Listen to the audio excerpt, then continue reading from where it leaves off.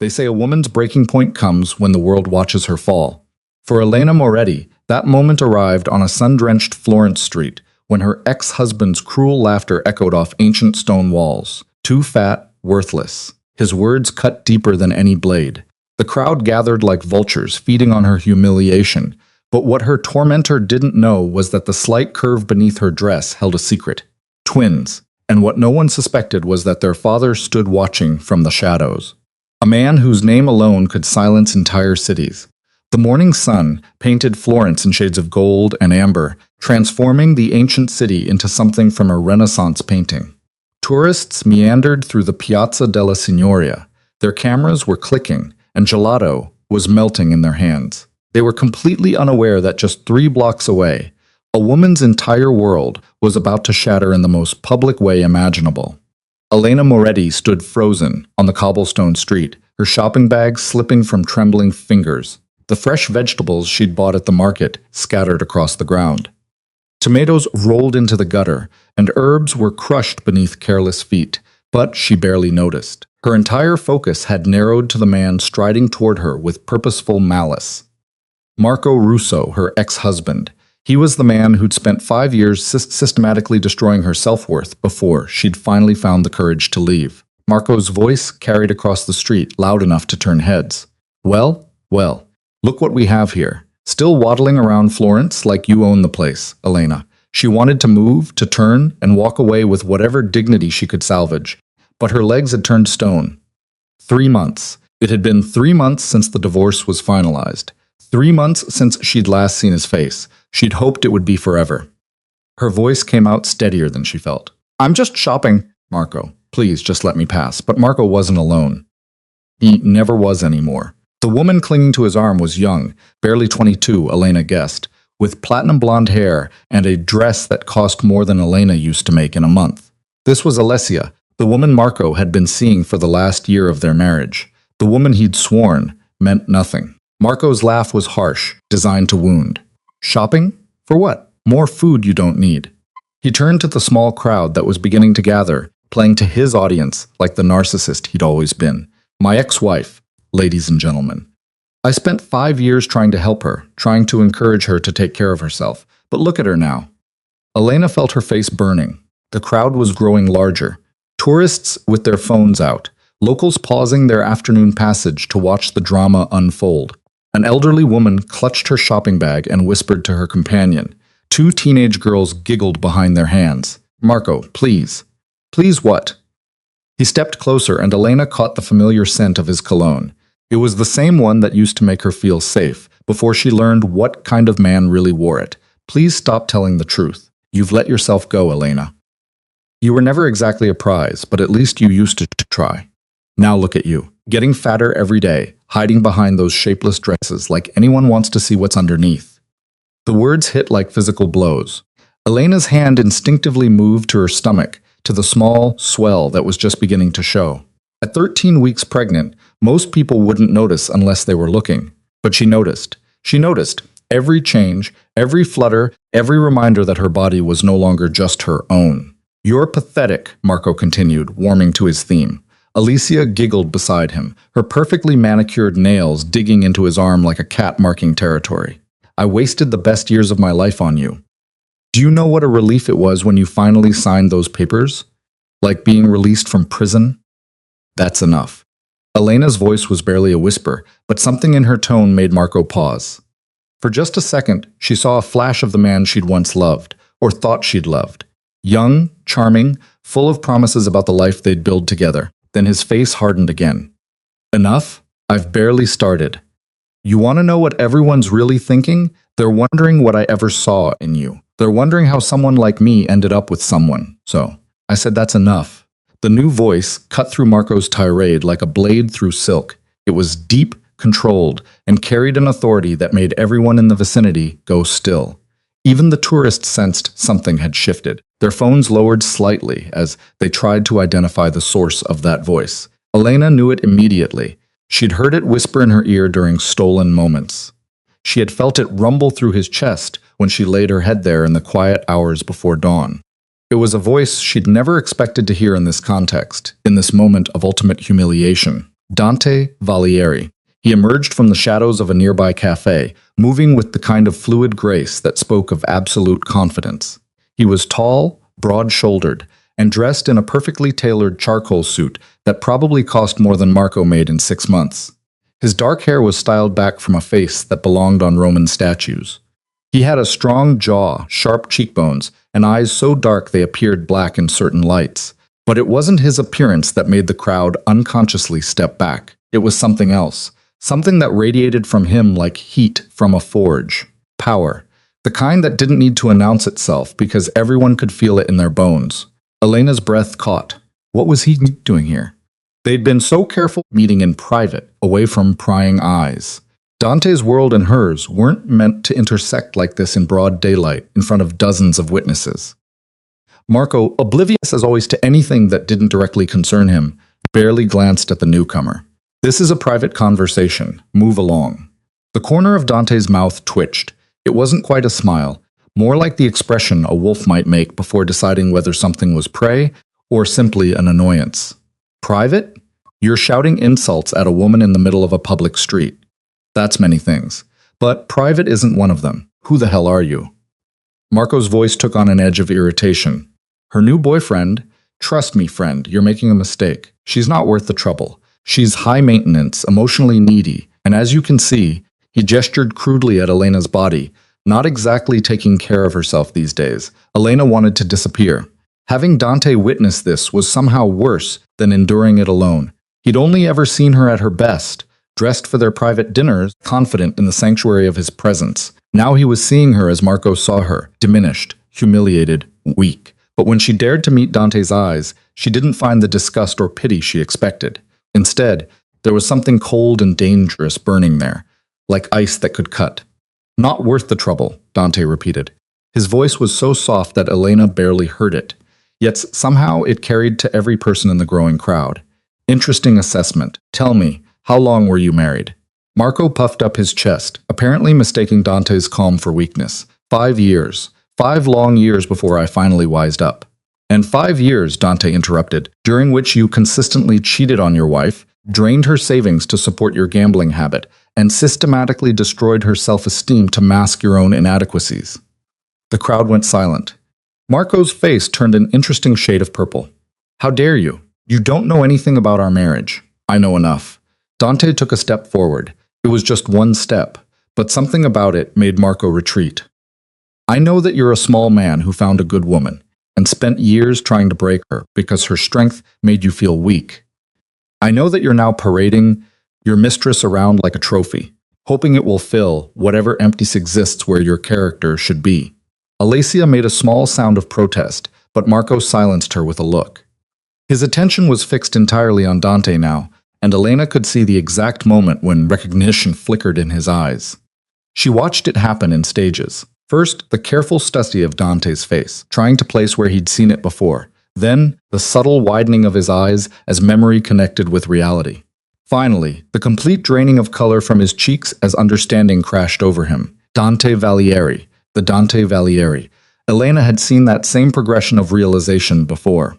It was what happened when people in Florence, in all of Tuscany really, recognized who Dante was. Not just a wealthy businessman, though he was certainly that. Not just a powerful man, though power surrounded him like a cloak. Dante Valieri was the kind of man who appeared in whispered conversations and careful euphemisms. The kind of man whose name alone could open doors or close them permanently. You. Marco's voice cracked. You're. Yes. Dante's tone was almost bored. Now that we've established that, let's discuss why you think it's acceptable to publicly humiliate the mother of my children. The words dropped into the sudden silence like stones into still water. Elena felt the impact ripple through her entire body.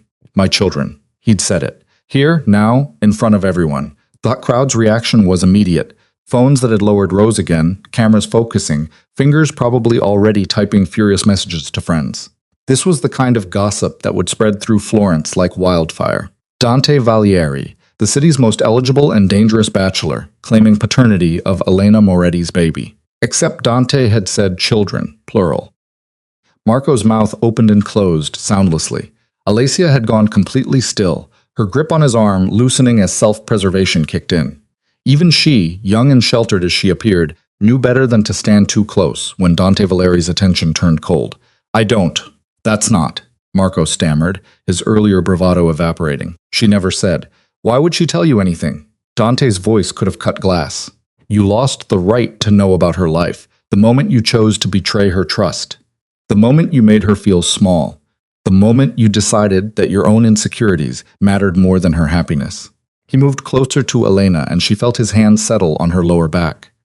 It was a gesture of protection, of claiming, of comfort all at once. The touch sent warmth through her despite the sick churning in her stomach. But I'm curious, Dante continued, his attention still fixed on Marco, like a predator studying prey. What exactly did you hope to accomplish here? Did you think humiliating her would make you feel like more of a man? Did you believe that tearing her down would somehow elevate you? I was just. Marco's eyes darted around looking for escape routes, for allies, for anything that might save him from the corner he'd talked himself into. I didn't know she was. I mean, if I'd known she was with you. So, you only show respect when a woman belongs to someone powerful enough to make you afraid. Dante's question was razor sharp. That tells me everything I need to know about your character, or lack thereof. Elena wanted to speak, to stop this before it escalated further, but her throat had closed up. She could feel the weight of dozens of eyes on her, hear the whispered conversation spreading through the crowd like a virus. Her secret, the pregnancy she'd been so carefully hiding, the relationship she and Dante had kept private for months, was now public knowledge. There was no taking it back. Dante, she managed to whisper, her hand finding his arm. Please, let's just go. But Dante wasn't finished. His hand tightened slightly on her back, reassuring before he addressed Marco again. You're going to do something for me right now in front of all these witnesses. Marco swallowed hard. What? You're going to apologize to Elena? Sincerely. For every cruel word you've ever spoken to her, for every time you made her feel less than she is, for every wound you inflicted on her confidence and her heart. You can't be serious. I'm completely serious. Dante's voice dropped even lower, and Elena felt the subtle shift in his posture that meant he was done being patient. And if you're thinking of refusing, let me be very clear about the consequences. I have the power to make your life very uncomfortable in this city. Your job at the bank. How secure do you think that is when I make a single phone call? Your apartment in Oltrono. Who do you think owns the building? That car you're so proud of. The one you bought with money from your wife's savings. I could have it towed within the hour. The blood had completely drained from Marco's face now. Alessia had taken a full step back, her designer purse clutched to her chest like a shield. Around them, the crowd watched with the kind of horrified fascination usually reserved for car accidents. This is insane, Marco tried weakly. You can't just, I can. Dante's tone was final, and I will, unless you do exactly what I'm telling you to do. Apologize. Now, Elena watched her ex-husband struggle with the decision. She could see the war playing out across his face. Pride versus self-preservation. Ego versus survival instinct. For a long moment, she thought he might actually refuse, might let his arrogance override his common sense. Then slowly, reluctantly, Marco turned to face her. His jaw was clenched so tight she could see the muscle jumping, and his eyes held fury and humiliation in equal measure. But when he spoke, his voice was steady. I apologize, Elena, for today and for how I treated you during our marriage. The words were clearly painful for him, each syllable dragged out like a tooth being pulled. But Dante wasn't satisfied. That's not good enough, he said quietly. Tell her what you're sorry for specifically. Marco's hands curled into fists at his sides, but he complied. I'm sorry for criticizing your appearance, for making you feel worthless, for cheating on you and then making you think it was your fault, for taking your money and your trust and throwing both away. His voice was getting rougher now, emotion bleeding through despite his efforts to maintain control. I'm sorry for every time I made you cry. Every time I made you doubt yourself, every time I chose my own ego over your feelings. Elena stood frozen, unsure how to respond. Part of her had dreamed of this moment, of Marco finally acknowledging the pain he'd caused, of hearing him admit what he'd done. But now that it was happening, she felt nothing but a strange hollow emptiness. And, Dante prompted, Marco's jaw worked. And you deserved better. You deserved better than what I gave you. For several long moments, the only sound was the distant traffic and the murmur of the crowd. Elena could feel tears pricking at her eyes, but she refused to let them fall. She'd cried enough over Marco Russo. He didn't get any more of her tears. "Thank you," she said finally, her voice quiet but steady. "I accept your apology." Dante's hand moved from her back to her hand, his fingers lacing through hers. The gesture was possessive, protective, and utterly public. If there had been any doubt about their relationship before, it was gone now. "Now leave," Dante said to Marco, his tone leaving no room for argument. "And if I hear that you've so much as spoken Elena's name in anything but the most respectful terms, if I catch even a whisper of you bad-mouthing her or spreading rumors about her, you will discover exactly how uncomfortable I can make your life. Are we clear?" Marco nodded jerkily. "Crystal. Then go." Elena watched as her ex-husband turned and walked away. Alicia hurried to catch up with him, her heels clicking frantically against the cobblestones. The crowd began to disperse, though she could see phones still out, still recording, still capturing this moment that would probably be all over social media within the hour. When they were finally alone, or as alone as anyone could be on a Florence street, Dante turned to her. His expression had softened, the cold authority replaced with something warmer, more concerned. "Are you all right?" Lena laughed, but it came out shaky. "I don't know. Ask me in a few hours when I've processed what just happened. I'm sorry." His thumb traced circles on the back of her hand. "I didn't plan to announce it like that, but when I heard what he was saying to you, when I saw the way he was treating you—" "You couldn't help yourself," Elena finished. "I know. That's very you." They stood there for a moment, just looking at each other. Elena was acutely aware of the curious glances still being thrown their way, of the whispers that would follow her now wherever she went in the city. Her private life had just become public property, and there was no undoing it. "We need to talk," Dante said, finally. "Really talk. There are things we should discuss, things I should have said before now." "Yes," Elena agreed, "but maybe somewhere less public." A small smile tugged at his lips. "My car is around the corner. Let me take you home. Or," he hesitated slightly, "you could come to the villa if you're comfortable with that." The villa. Elena had been there twice before, both times feeling like she was stepping into another world. Dante's home was a sprawling Renaissance estate on the hills overlooking Florence, all marble floors and priceless artwork, and rooms that echoed with centuries of history. It was beautiful and intimidating in equal measure, much like the man who owned it. "The villa," she decided. "We'll have more privacy there." Dante nodded and began guiding her toward his car, his hand never leaving hers. As they walked, Elena's mind raced. Everything had changed in the span of 15 minutes. Her secret was out. Dante had publicly claimed her and the babies. The life she'd been carefully constructing for herself, quiet, private, safe, had been shattered.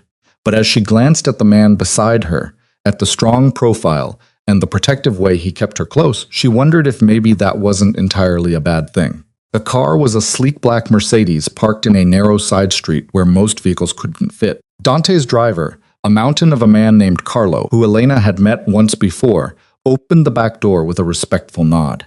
"Miss Moretti," he greeted, his voice surprisingly gentle for someone his size. "Carlo," she replied, managing a small smile. The interior of the car was cool and quiet, a sanctuary from the chaos of the street. As soon as the door closed behind them, Elena felt some of the tension leave her shoulders. Dante gave Carlo an address, the villa, and then raised the privacy screen, cocooning them in their own private world.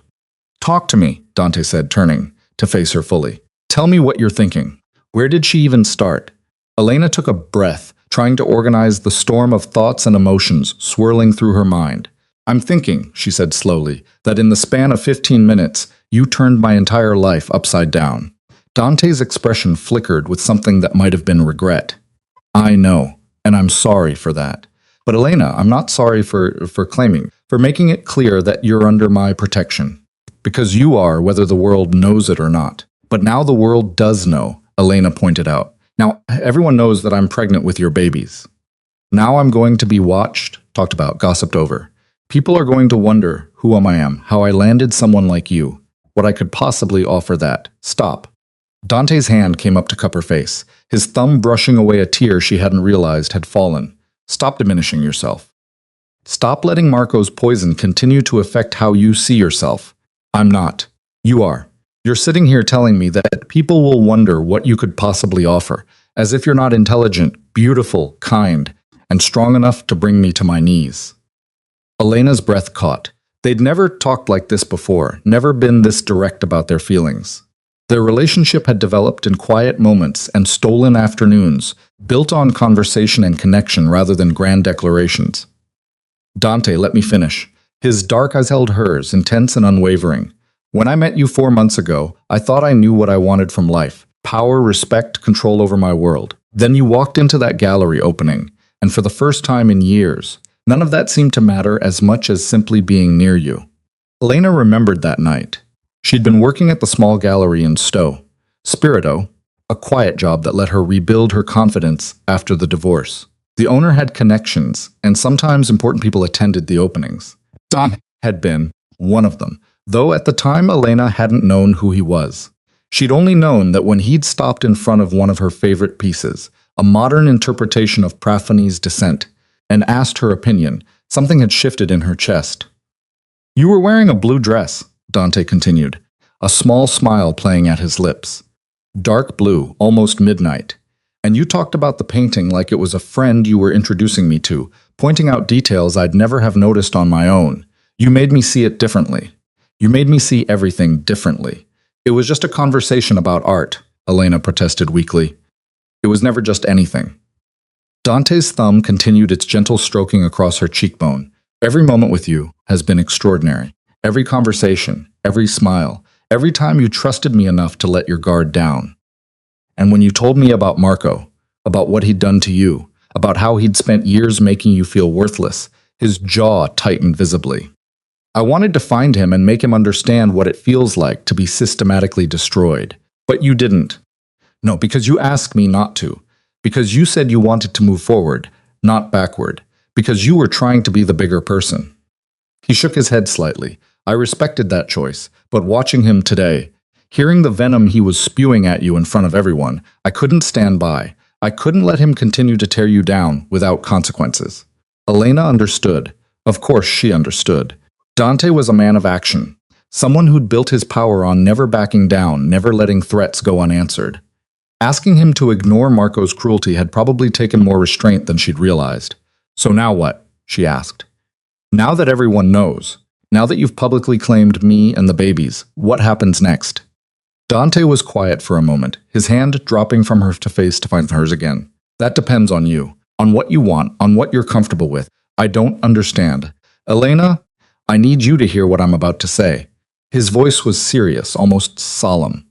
I didn't plan to tell the world about us today. I hadn't thought through the implications, the attention it would bring you. But now that it's done, I want you to know that I meant every word. You are carrying my children, and that makes you one of the most important people in my world. I will protect you, support you, give you anything you need. But I also need to know what you want from this, from us. The question hung between them, heavy with implications. What did she want? A month ago, she might have said she wanted to raise her children alone, to prove to herself and the world that she didn't need a man to be complete. But that was before Mark's public humiliation, before Dante's fierce defense, before the reality of just how complicated her life was about to become. I want, she started, then stopped, searching for the right words. I want my children to grow up safe, loved, protected. I want them to see a relationship built on respect, not criticism, on partnership, not power games. And you think I can give you that? Elena met his eyes. I think you already have. These past 4 months, you've shown me what it feels like to be valued, to have my opinions matter, my feelings considered. You've never made me feel less than, never used your power to diminish me. Even now, you're asking what I want instead of telling me what will happen. Because what you want matters more than what I want, Dante said simply. Always. The car slowed, and Elena glanced out the window to see the familiar gates of the villa coming into view. Tall wrought iron backed by stone walls that had stood for centuries. Beyond them, she could see the main house rising against the Tuscan hillside. Cream-colored stone, terracotta roof tiles, and windows that glinted in the afternoon sun. Home. Something whispered in the back of her mind. This could be home. The thought terrified and thrilled her in equal measure. Carlo brought the car to a smooth stop in the circular drive. Through the window, Elena could see the villa's front entrance, a massive wooden door that had probably witnessed countless arrivals over the centuries.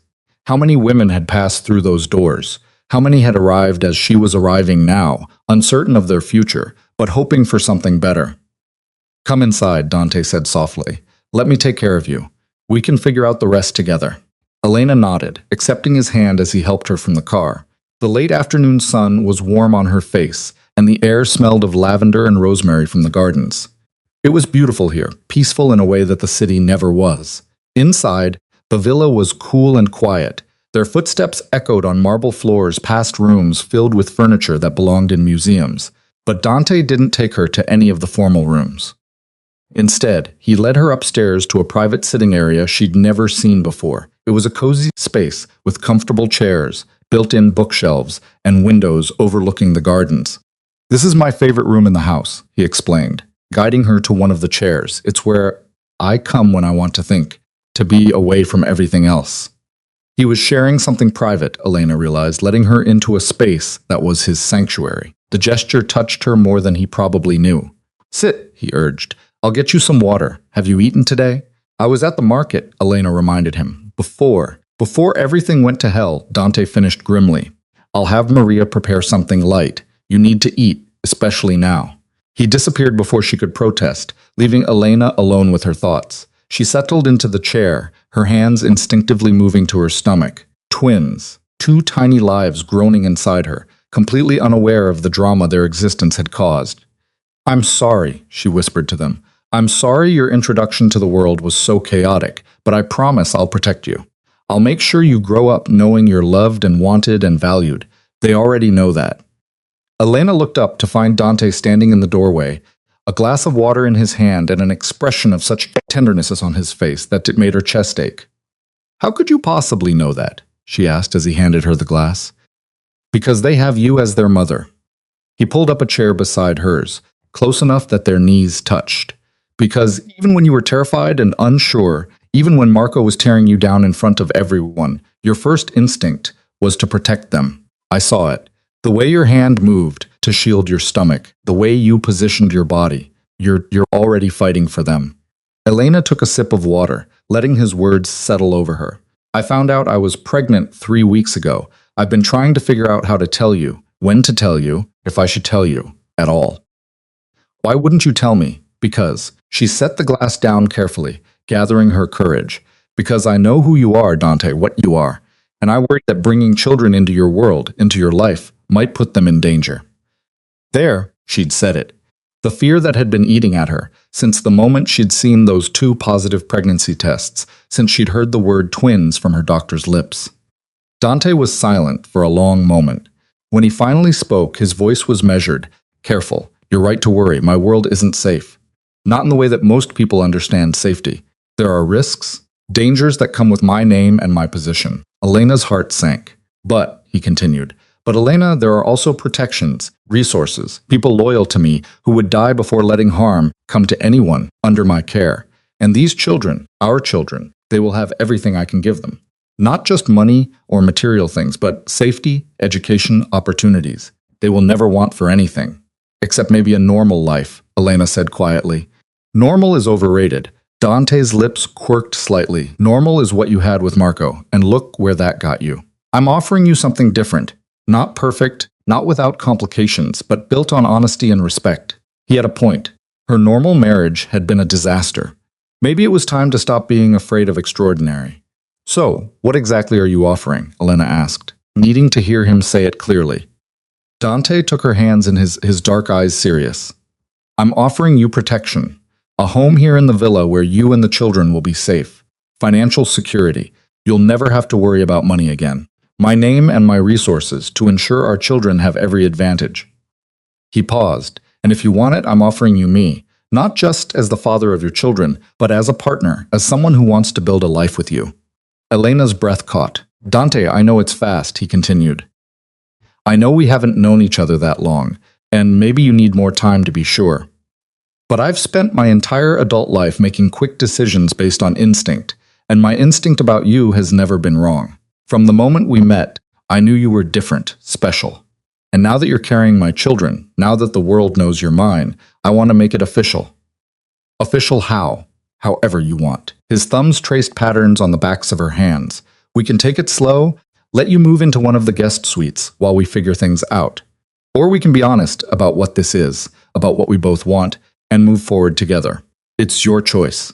Elena looked at him, really looked at him, at the man who defended her in the street, who'd forced her ex-husband to apologize, who was now offering her everything he had. There was something almost vulnerable in his expression, a crack in the armor that he showed the world.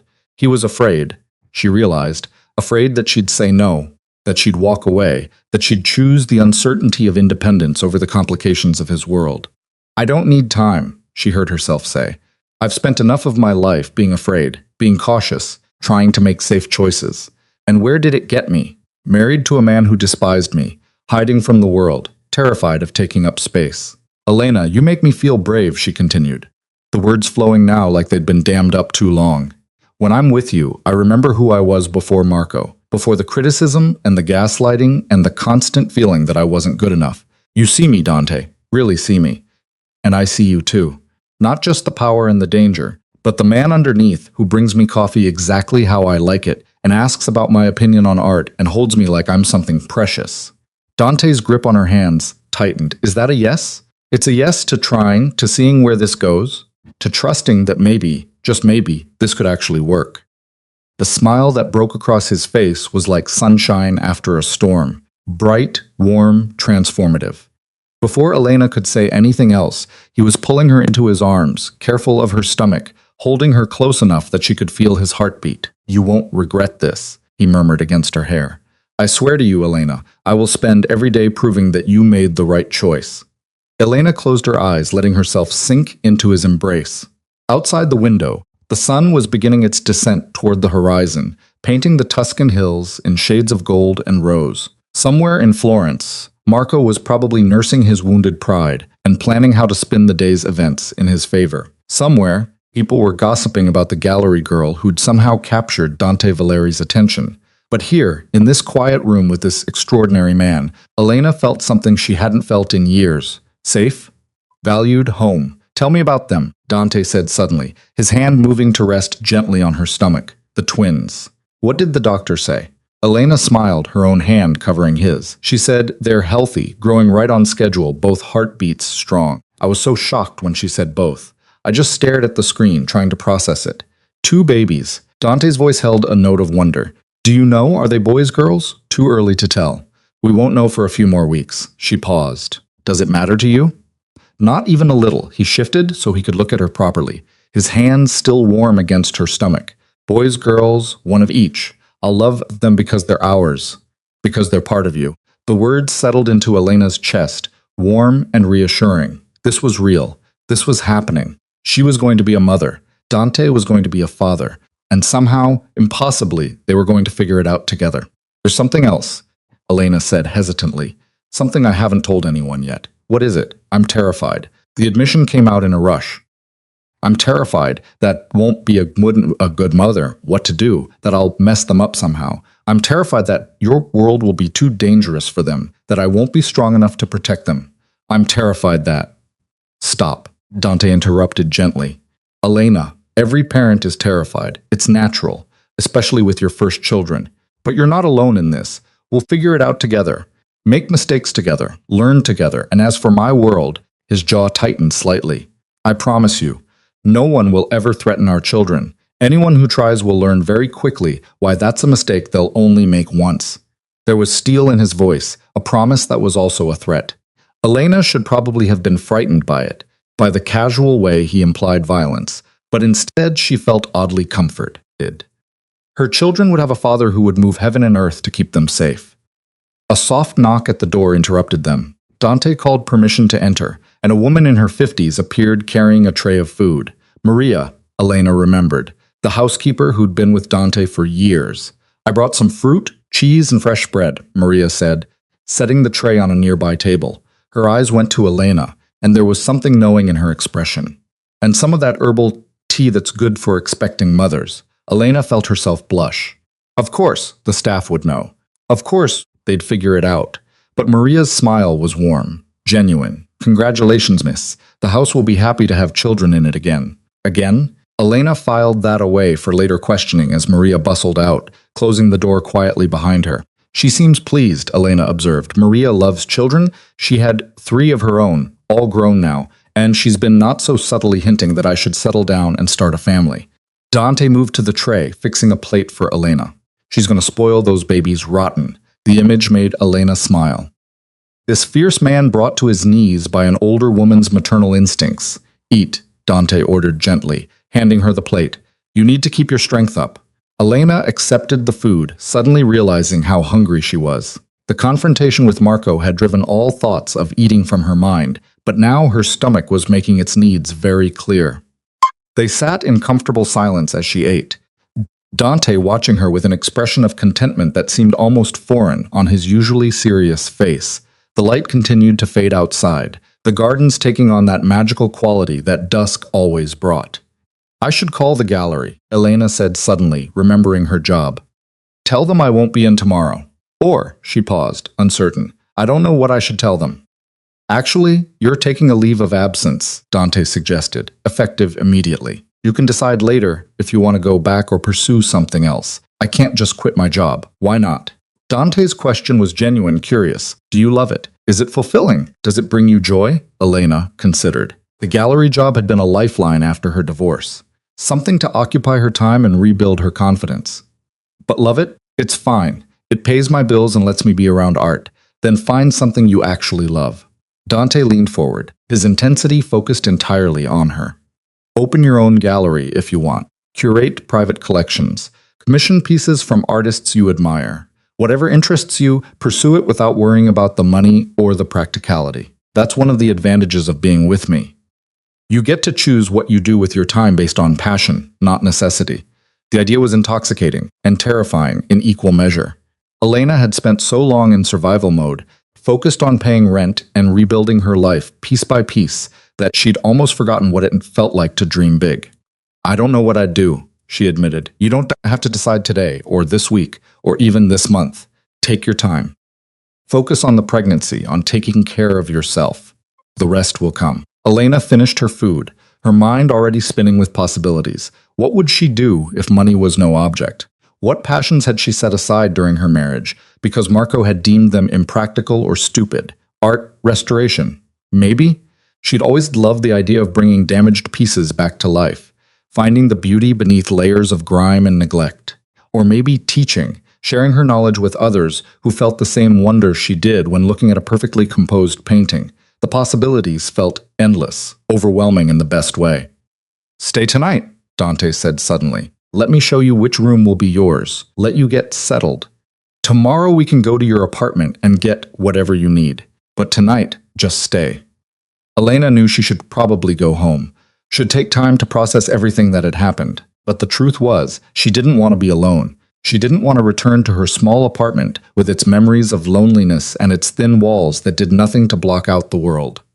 Okay, she agreed. I'll stay. The relief on Dante's face was almost comical. He stood, offering her his hand.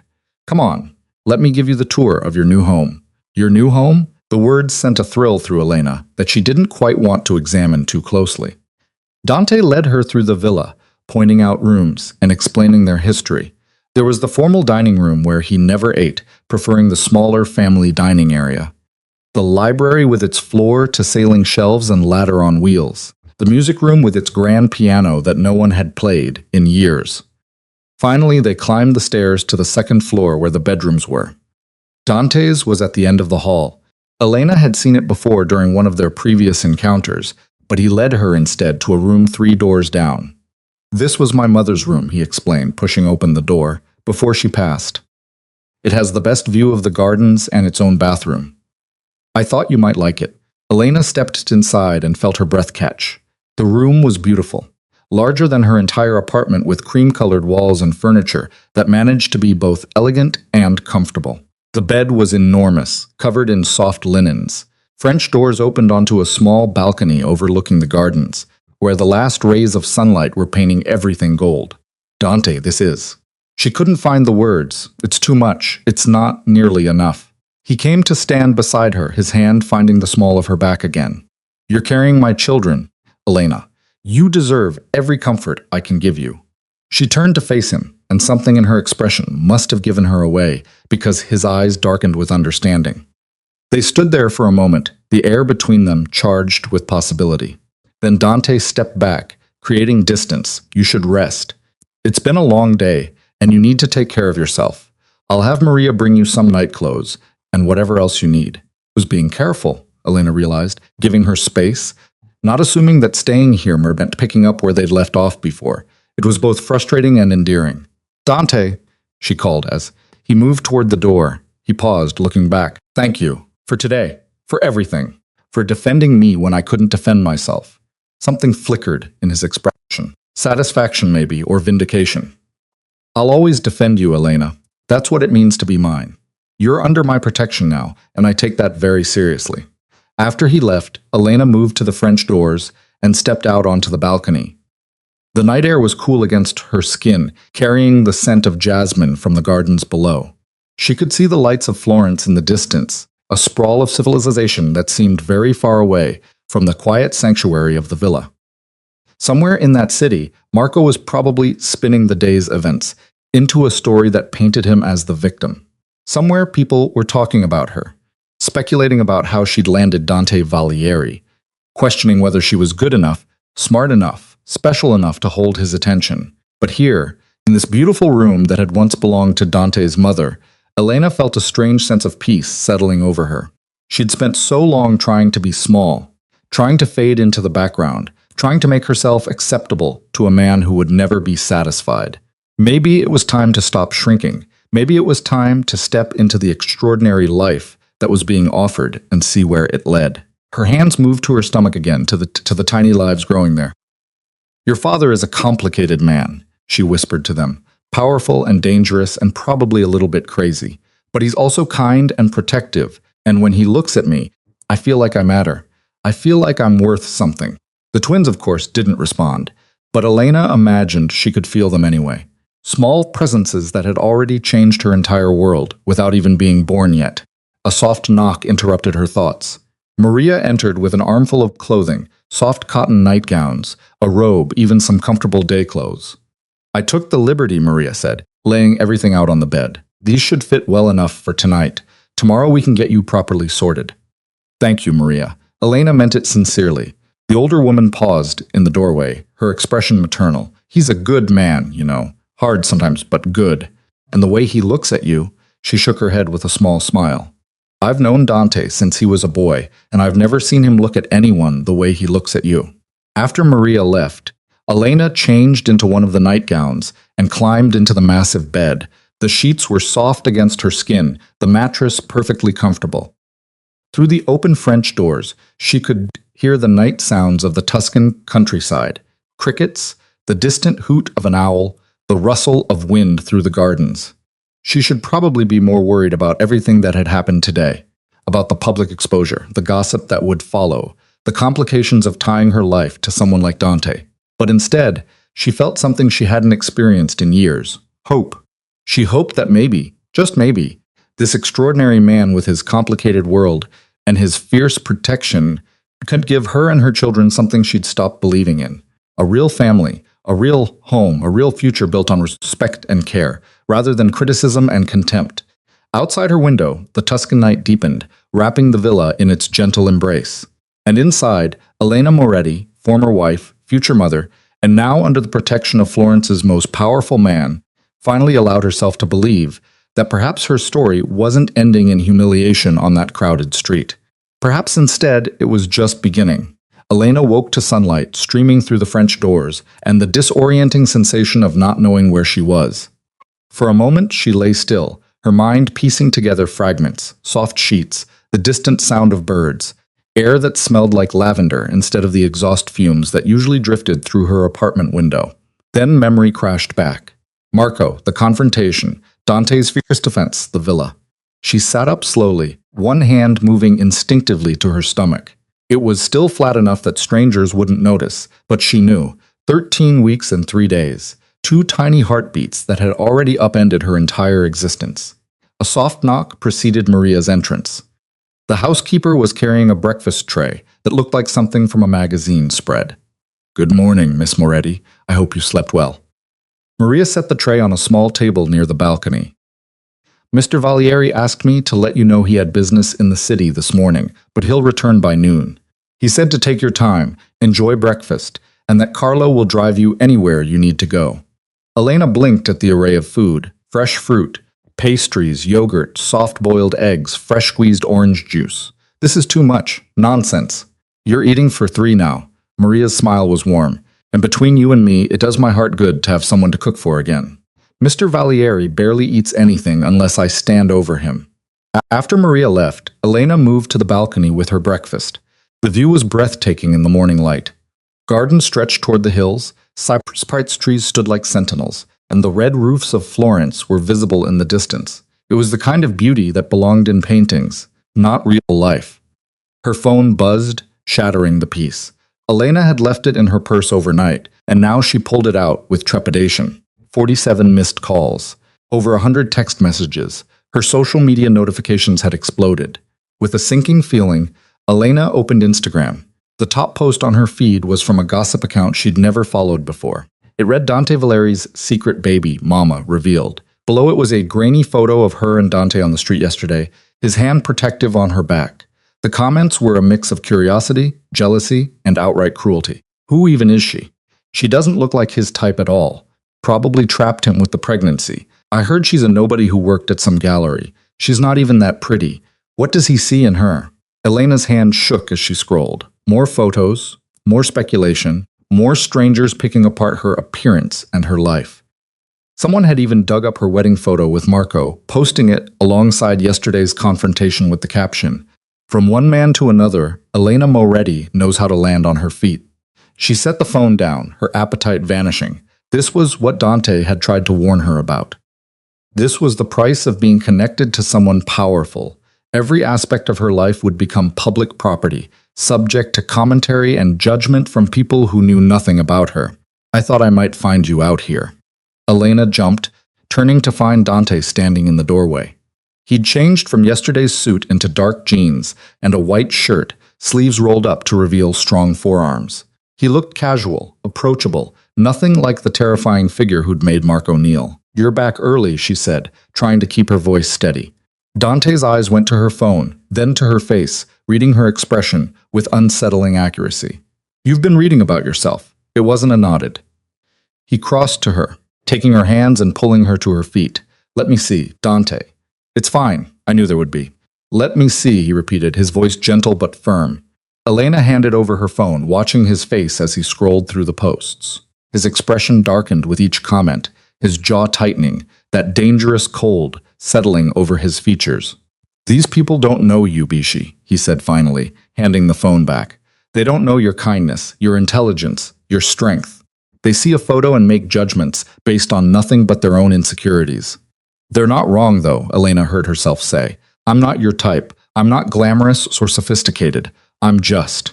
"You're the woman I chose," Dante interrupted. "The woman carrying my children. The woman I defended yesterday because watching someone hurt you was unbearable. That makes you exactly my type."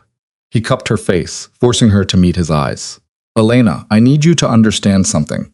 The gossip, the commentary, the strangers picking apart your life, it comes with my world. I can't change that. But I can promise you that anyone who crosses the line from gossip to actual threat will regret it. And I can remind you every single day, if necessary, that their opinions mean nothing compared to what I know to be true. Which is that you're extraordinary, that you walked into my life and changed everything, that you're going to be an incredible mother to our children." His thumb brushed her cheekbone. "That I'm the lucky one in this equation, not you." Elena felt tears pricking at her eyes. The comment said, "I trapped you." "Then they're idiots." Dante's voice was flat. "You didn't even want to tell me about the pregnancy. You were planning to raise them alone because you thought my world was too dangerous. If anyone was trapped, it was you, trapped by my refusal to let you face this alone." He had a point. Elena managed a small laugh. "You do have a habit of making decisions and expecting people to go along with them. It's worked well for me so far." The corner of his mouth quirked. "Though you're welcome to push back any time. I find it refreshing when people aren't afraid of me." "I'm afraid of you sometimes," Elena admitted. "Not that you'd hurt me, but that I'll wake up and realize this is all too good to be true, that I'll do something to mess it up to prove all those commenters right." Dante pulled her closer, careful of the space between them. "You won't. And even if you did, even if you made every mistake possible, I'd still choose you. Because this isn't about perfection, Elena. It's about partnership, about building something together. A comfortable silence settled between them, broken only by birdsong from the gardens. Elena rested her head against his chest, feeling his heartbeat steady beneath her ear. "I need to go to my apartment today," she said finally. "Get some clothes, my things. Figure out what to do about my lease. Carlo can take you. Or I can, if you want company." "Come with me," Elena decided. She wanted him there, wanted the buffer of his presence when she faced the small space that had been her sanctuary after the divorce. It would feel different now, she knew. Smaller, less like home, and more like a way station she'd already left behind. An hour later, they were in the Mercedes. Carlo navigated Florence's narrow streets with practiced ease. Elena watched the city pass by. Tourists were already crowding the Duomo. Locals were hurrying to work. Street vendors were setting up their carts. Normal life, continuing as if nothing had changed. But everything had changed. She could feel it in the way people's eyes lingered on the car, in the whispers that followed them when they'd stopped at a traffic light. Someone had recognized the vehicle or recognized Dante through the tinted windows. Her apartment was in a quiet neighborhood near Santa Croce, a fourth-floor walk-up in a building that had probably been standing since the Renaissance. Elena had loved it when she'd first moved in. She loved the creaky floors and the view of terracotta roofs, and the way the afternoon light slanted through the windows. Now climbing the stairs with Dante behind her, it felt shabby, small, the kind of place that belonged to a different version of herself. "It's not much," she said as she unlocked the door, suddenly self-conscious. Dante stepped inside, his eyes moving over the single room that served as bedroom, living room, and dining room. The tiny kitchen was barely an alcove. The bathroom was through a door so narrow he'd probably have to turn sideways to fit through it. But his expression when he looked at her held no judgment. "You made this place yours. I can see you in every detail." It was true. Her small collection of art books lined a makeshift shelf. Plants thrived on the windowsill despite her irregular watering schedule. The walls held prints of her favorite paintings. Caravaggio's dramatic lighting, Artemisia Gentiles's fierce heroines, the dreamlike quality of Raphaelite works. "I was happy here," Elena said softly. "After everything with Marco, this place felt like freedom. You can keep it if you want." Dante moved to the window, looking out at the rooftops. "Keep it as a studio, a private space. I don't expect you to give up everything just because you're moving to the villa." The offer was generous, but Elena shook her head. "I don't think I need it anymore." That version of me, the one who needed to prove she could survive alone. She's already moving on. She started gathering clothes, makeup, the personal items that marked a space as lived in. Dante helped silently, his large frame seeming almost comical as he carefully folded her dresses and placed them in the suitcase Carlo had brought up. "There's something I need to tell you," Elena said as she packed her books. "About Marco. About our marriage." Dante paused, a sweater in his hands. "You don't owe me explanations about your past. I know, but I want you to understand why yesterday affected me so much. Why his words cut so deep even though I know they're not true." She sat on the bed and Dante joined her, giving her his full attention. "When Marco and I met, I was 23, fresh out of university, working at a museum full of ideas about art and beauty and meaning."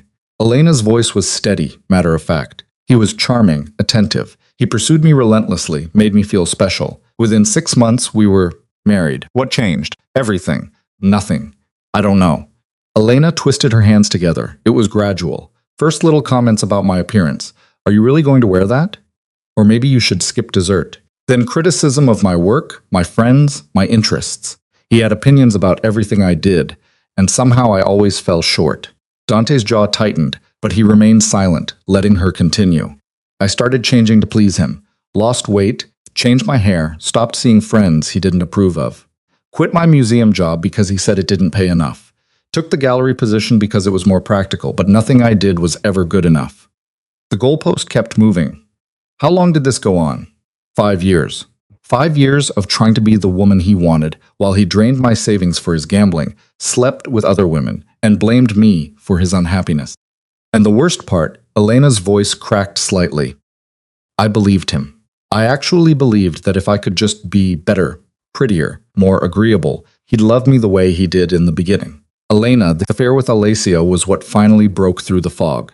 I found messages on his phone, confronted him, and he didn't even try to deny it. He said it was my fault for letting myself go, for not being exciting enough, for being boring in bed. She laughed bitterly. I filed for divorce the next day, but the damage was done, even free of him. I couldn't shake his voice in my head, telling me I was worthless. Dante was quiet for a long moment. When he finally spoke, his voice was rough with controlled anger.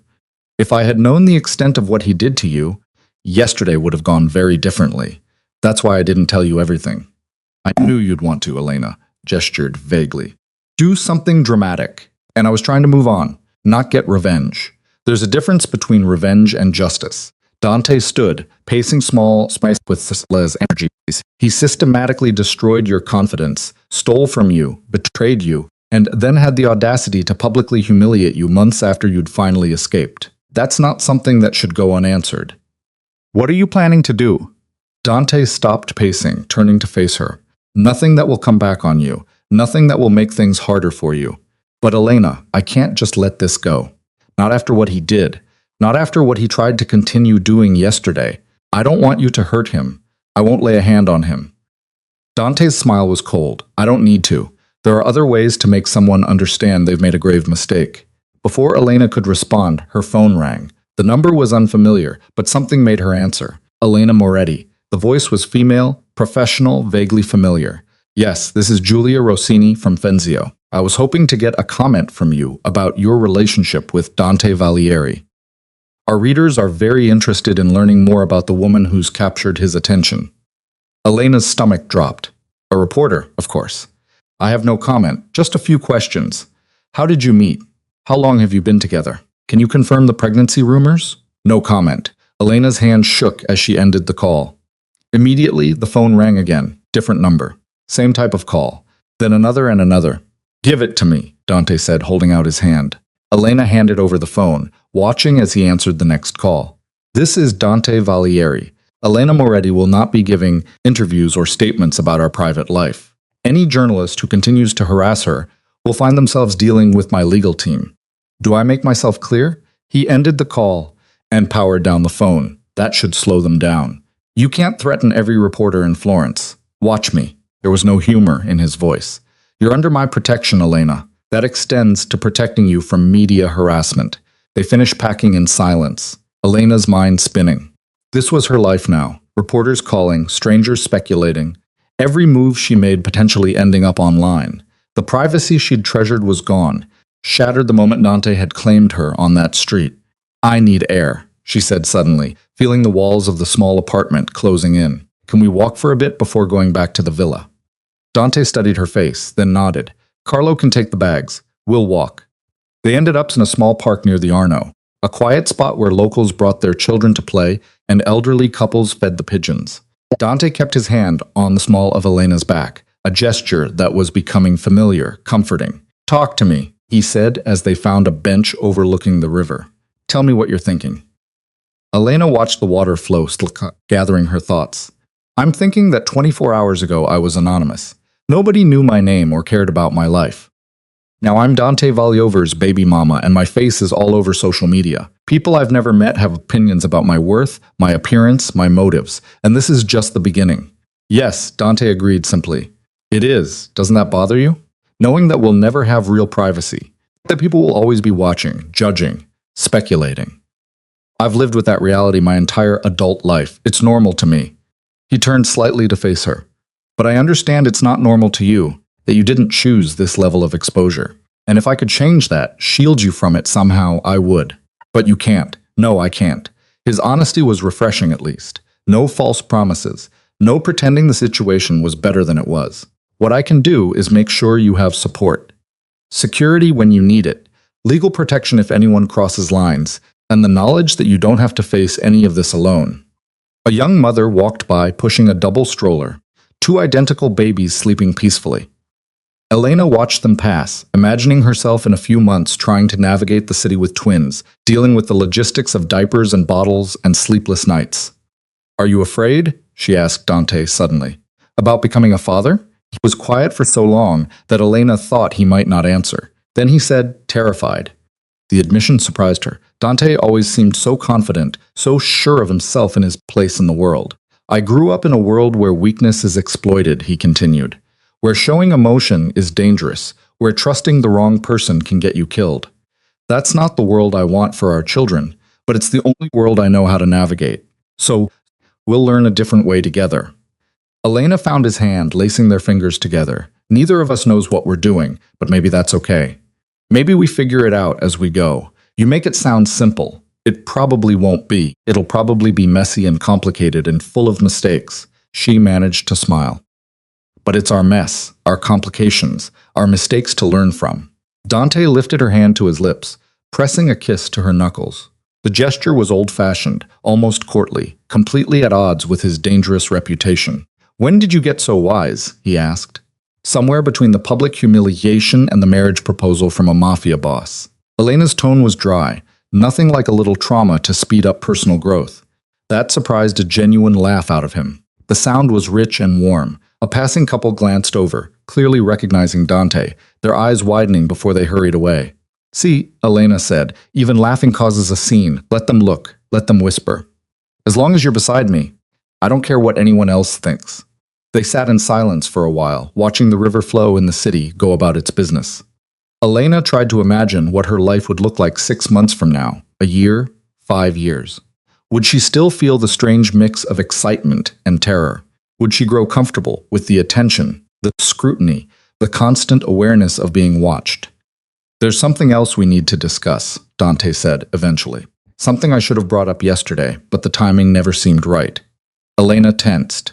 "What is it?" "My family. They'll need to be told about you, about the babies. And they'll want to meet you. You have family in Florence?" "Some. My younger sister Chiara lives in Milan, but she visits regularly. My uncle Roberto handles some of the business interests here. There are cousins, associates, people who are family and everything but blood." He paused. "They're going to be curious about you, protective of me. Some of them may not understand why I've chosen to build a life with someone outside our world." "You mean they'll think I'm not good enough for you?" "They'll think I'm putting myself at risk by caring about someone who doesn't understand the complexities of my position," Dante corrected gently. "It's not personal, Elena. It's how they've been taught to think. Trust is earned slowly in my world. So, what do I do? How do I prove I'm worthy of their precious Dante?" He smiled at her sarcasm. "You be yourself. You answer their questions honestly. You show them the same strength and intelligence that drew me to you in the first place. And you let me handle anyone who crosses the line from protective to disrespectful." "When do I have to meet them?" "Soon.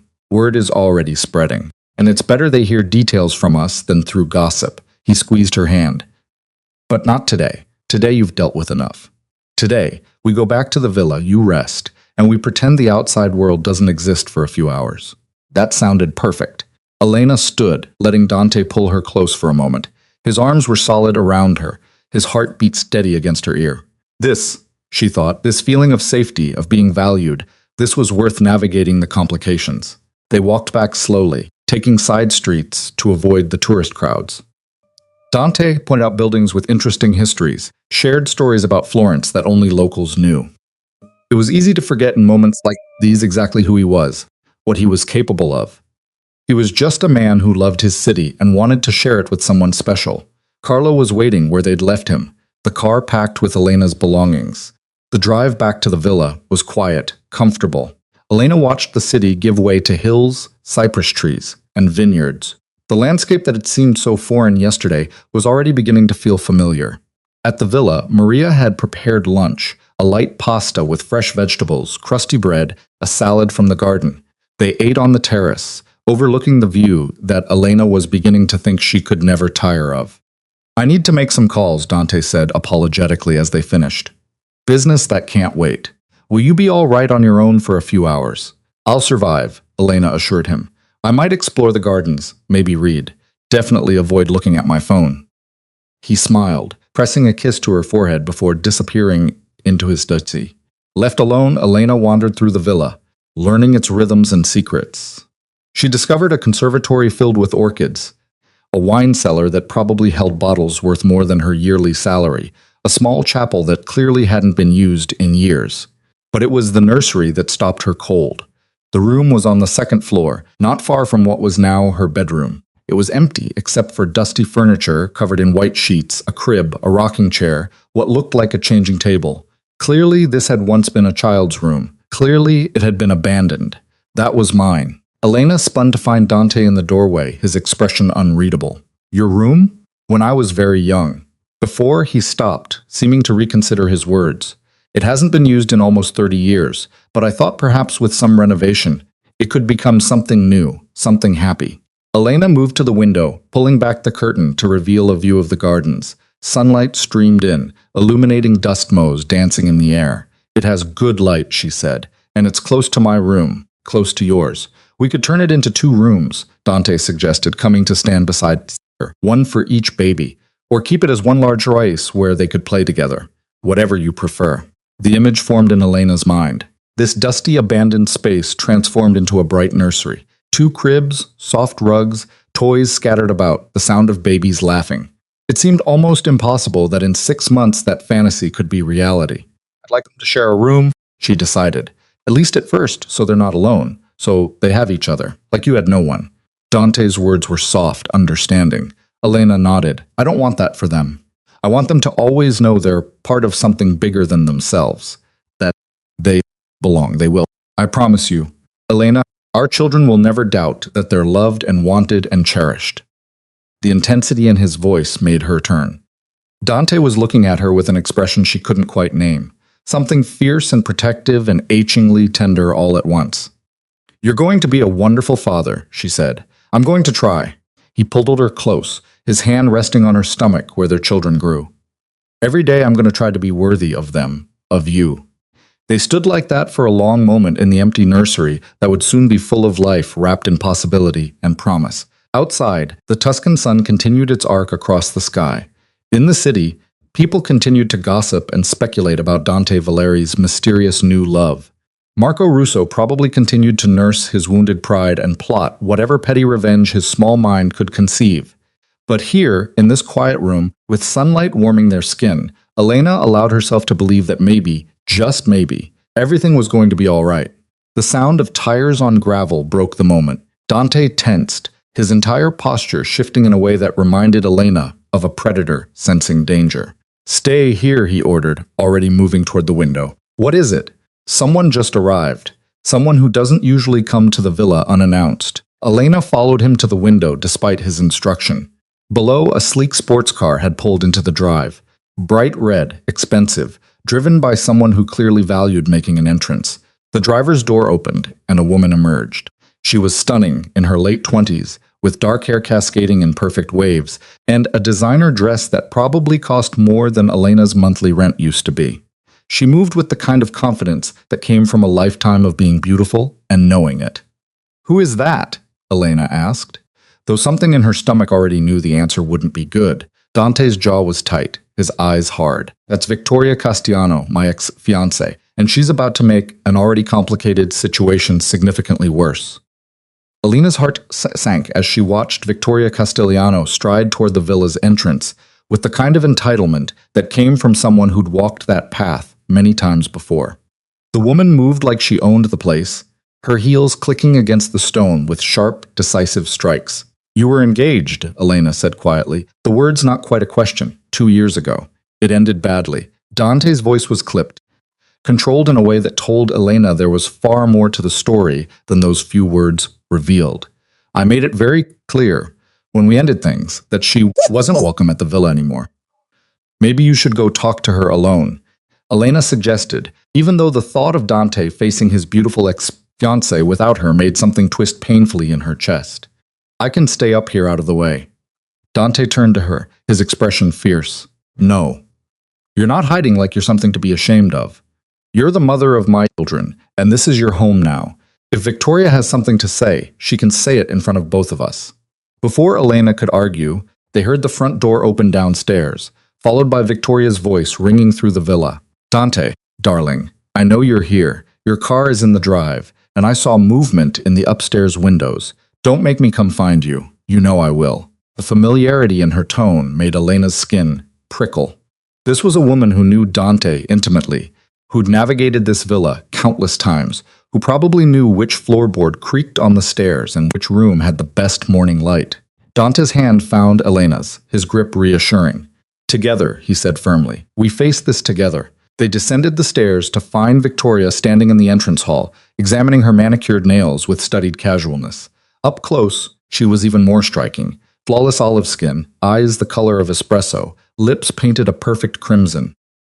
Everything about her screamed money, breeding, and the kind of confidence that came from never being told no. When she looked up and saw them, her eyes went immediately to Elena with an assessment so thorough and dismissive, it felt like a physical blow. "So it's true," Victoria said, her voice carrying just enough surprise to be insulting. The great Dante Valieri, brought low by a mousy little gallery girl with a convenient pregnancy. I had to see it with my own eyes to believe it. Victoria. Dante's voice was ice. "You need to leave now." "Oh, don't be dramatic, darling. I drove all the way from Milan when I heard the news. Surely you can spare me a few minutes of your precious time." Her eyes never left Elena. "I wanted to meet the woman who's accomplished what I couldn't. Trapping you with babies. Very clever, really. I should have thought of it myself." Elena felt her face burning, but before she could respond, Dante stepped forward, positioning himself slightly in front of her. "Watch your words very carefully," he said, his tone carrying a warning that made even Victoria pause. "Elena is my guest, and she will be treated with respect in my home. If you can't manage that, the door is behind you." Victoria's perfect lips curved into a smile that didn't reach her eyes. "Guest? Is that what we're calling her? How charmingly diplomatic." She moved further into the hall, her gaze sweeping over the familiar surroundings. "Though I noticed she's not wearing a ring. Interesting. I would have thought you'd at least make an honest woman of her before parading her around as the mother of your children." "My racial relationship with Elena is none of your concern." "Of course it is, darling. Everything about you concerns me. We were supposed to build an empire together, remember? Unite our families, strengthen our position. Then you threw it all away because I made one tiny mistake. You slept with my business partner," Dante said flatly, "in my bed. That's not a tiny mistake, Victoria. That's a betrayal." Elena felt her eyebrows rise. So that was how the engagement had ended. Suddenly, Victoria's confidence made more sense. She was someone who believed charm could smooth over anything, even infidelity. Victoria waved a dismissive hand. "Ancient history. I was young and foolish. But we could have worked through it if you hadn't been rigid, so unforgiving." Her eyes cut back to Elena. "Let me guess. You think you're different, Britt? You think you found the real Dante beneath all that power and control? How adorable." "Stop talking to her," Dante ordered. "In fact, stop talking altogether. Whatever you came here to say it to me." "Fine." Victoria's mask of charm cracked slightly, revealing something harder underneath. "I came to warn you. The families are talking Dante. They're concerned about this sudden relationship with an outsider. A nobody with no connections, no family worth mentioning, no understanding of our world.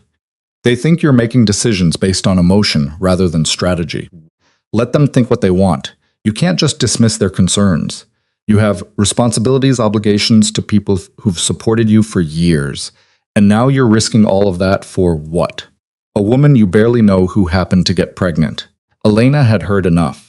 She stepped forward, ignoring Dante's protective instinct to shield her. "You don't know anything about me or our relationship. You're making assumptions based on gossip and your own bitterness." Victoria's laugh was sharp. "Oh, she has a voice. How refreshing. Tell me, Elena." "Is it Elena? Isn't it? What exactly do you bring to this relationship besides a convenient pregnancy? What value do you add to Dante's life?" The question hit all of Elena's insecurities, every doubt that had plagued her since yesterday. What did she bring to Dante's world? What could she possibly offer a man who had everything?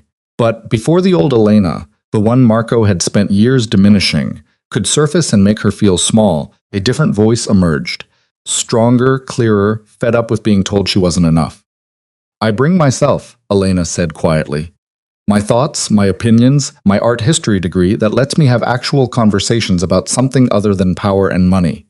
I bring honesty, because I don't want anything from Dante, except his respect and his partnership in raising our children. And I bring the one thing you clearly couldn't, loyalty."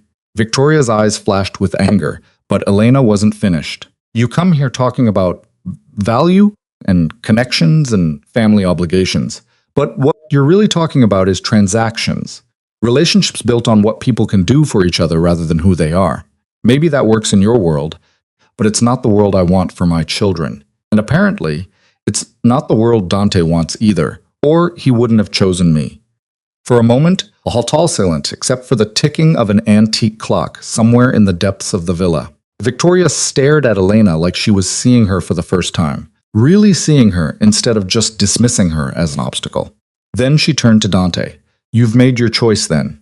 You're actually serious about this. About her? Yes, Dante said simply. I am. Then you're a fool. The families won't accept her. Your uncle Roberto certainly won't. He's already making noise about this being a distraction. About you losing focus on what matters. Elena and our children are what matter now. Victoria's expression shifted, something like genuine hurt flickering across her perfect features. I loved you, despite everything. Despite the way it ended, I did love you. Or at least I loved what we could have been together. But you loved the idea of power more, Dante said, not unkindly. You loved the status, the influence, the doors that being my wife would open. You never loved me, Victoria. You loved what I represented. And you think she's different? Victoria gestured at Elena. You think she won't eventually want the same things? The lifestyle, the luxury, the power that comes with your name? I think she's already proven. She's different by walking away from everything she knew to protect our children from a world she thought was too dangerous. I think she's different because she was planning to raise them alone rather than trap me into a relationship I didn't want. Dante moved to stand beside Elena, his hand finding hers. And I think she's different because when I look at her, I see a partner, not a trophy. The words settled over the hall like a benediction. Victoria studied them both, her expression unreadable. Well, she said, finally, smoothing her dress with deliberate care. I suppose there's nothing left to say except good luck. You're going to need it when the family start pushing back. When your uncle demands, you choose between your legacy and this, she gestured vaguely at Elena. Domesticity. When the reality of trying to blend your world with hers becomes impossible to navigate. I'll handle my family, Dante said. And Victoria, don't come back here. This is the last time I'm going to be polite about it. For just a second, Victoria's composure cracked completely, revealing raw pain underneath. You really have moved on. I thought maybe with time you'd forgive me, that we could find our way back to each other. That was never going to happen. Not after what you did, not after the trust you broke. You need to accept that and move forward with your own life.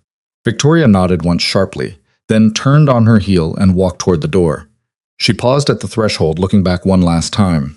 For what it's worth, she said, her eyes on Elena. I hope you know how lucky you are.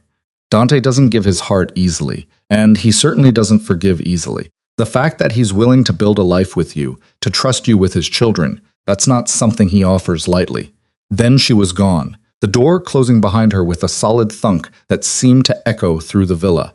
They heard her car start, tires crunching on gravel as she drove away, taking her bitterness and warnings with her.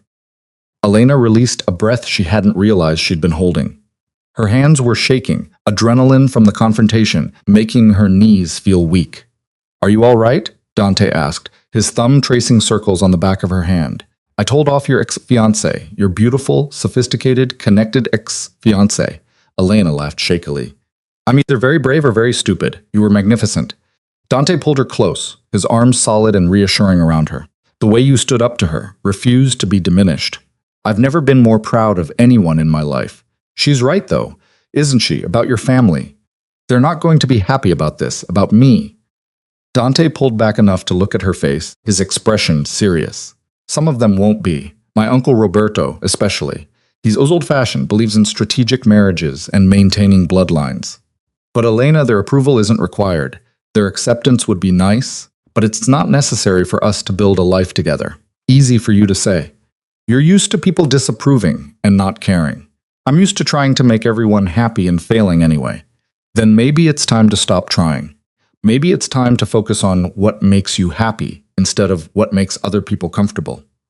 It sounded simple when he said it like that, but Elena knew the reality would be far more complicated. Dante's world operated on rules she didn't understand, expectations she couldn't meet, judgments she couldn't predict. Victoria had been right about one thing. The families would push back. The question was whether Elena was strong enough to withstand that pressure. Tell me about your uncle, she said, needing to understand what they were facing. What should I expect when I meet him? Dante led her to the sitting room, settling them both on a sofa that probably cost more than a car. Roberto Valieri is my father's younger brother. When my father died, Roberto stepped in to help manage certain aspects of the business. He's smart, ruthless, and completely devoted to preserving the Valieri legacy, which doesn't include a nobody from a failed marriage with no family connections. His words, not mine. But yes, that's essentially his position. He believes I should marry someone like Victoria, connected, sophisticated, from a family that understands our world, someone who can be an asset rather than a liability. And he's going to make his opinions very clear when he finds out about me. He already knows. I called him this morning after you fell asleep, told him about you, about the pregnancy, about my intentions. Dante's jaw tightened. He's demanding a meeting tomorrow. He wants to meet you and assess whether you're suitable. Elena felt her stomach drop. Assess me? Like I'm a business investment? That's exactly how he sees it. In Roberto's world, everything is a transaction. Relationships, marriages, friendships. They all serve a purpose, advance an agenda. The idea of marrying for love is foreign to him. Did he love your aunt, his wife? She died when I was young. And honestly, I don't know if he loved her or if it was just another strategic alliance. Dante's expression was distant, remembering. My parents were different. They actually cared for each other, built something real. My father used to say that my mother was the only person who saw him as more than his position, more than his power. I think that's why her death destroyed him the way it did. It was the most Dante had shared about his parents, about his childhood. Elena filed the information away, understanding that these glimpses into his past were rare and precious. How did she die, your mother? Cancer. Aggressive, brutal, gone within 6 months of diagnosis. I was 14. His voice was carefully neutral, the way people sounded when discussing traumas they'd learned to lock away. My father never really recovered. He went through the motions, ran the businesses, maintained appearances, but the heart went out of him. He died 5 years later officially from a heart attack, but I think he just gave up. Didn't want to keep going without her. Elena's hand found his, squeezing gently. I'm sorry, that must have been impossibly hard. It taught me that love is dangerous, that caring too much gives other people power over you. For years, I swore I'd never put myself in that position, never let anyone matter enough to break me the way my mother's death broke my father. And now? Dante looked at her, his dark eyes intense. Now I'm starting to understand why he thought it was worth it, why he'd have chosen those years with her, even knowing how it would end. Because the alternative, going through life alone, never connecting, never risking, that's not really living at all. The moment stretched between them, heavy with meaning. Elena felt the weight of what he wasn't saying, the vulnerability he was showing her beneath the protective layers of power and control. A knock at the door broke the spell. Maria appeared, looking apologetic. I'm sorry to interrupt, Mr. Valieri, but you have a phone call. Your uncle. He says it's urgent. Dante's expression shuddered, the vulnerable man disappearing behind the powerful one. Tell him I'll call him back. He says it can't wait, something about tomorrow's meeting being moved up. Maria hesitated. He sounded quite insistent. Dante swore under his breath, then looked at Elena. I need to take this. Will you be all right for a few minutes? Of course. I'll just... Elena gestured vaguely at the villa around them. Explore. Get more familiar with my new home. After Dante left, Elena wandered through the villa with no particular destination in mind. She found herself in the library, drawn to the floor to ceiling shelves packed with books in multiple languages. Some were clearly valuable, leather-bound first editions, rare volumes that belonged in museums. Others were more practical, business texts, legal references, histories of Florence and Tuscany. But it was a smaller shelf in the corner that caught her attention. Children's books worn from reading, spines cracked from being opened again and again. Fairy tales, adventure stories, classics like Pinocchio and The Adventures of Tom Sawyer. These had been loved, cherished, read until the pages were soft. Dante's books, she realized, from when he was young, before his mother died, before he learned to lock his heart away. She pulled out one, an Italian translation of Where the Wild Things Are, and flipped through the pages. In the margin of one page, in a child's careful handwriting, was a note. Mama says everyone needs a place where they can be wild sometimes. Papa says I already am wild. The note made Elena's throat tight. She could picture it. A young Dante, dark-haired and serious even then, writing comments in his books while his mother smiled nearby.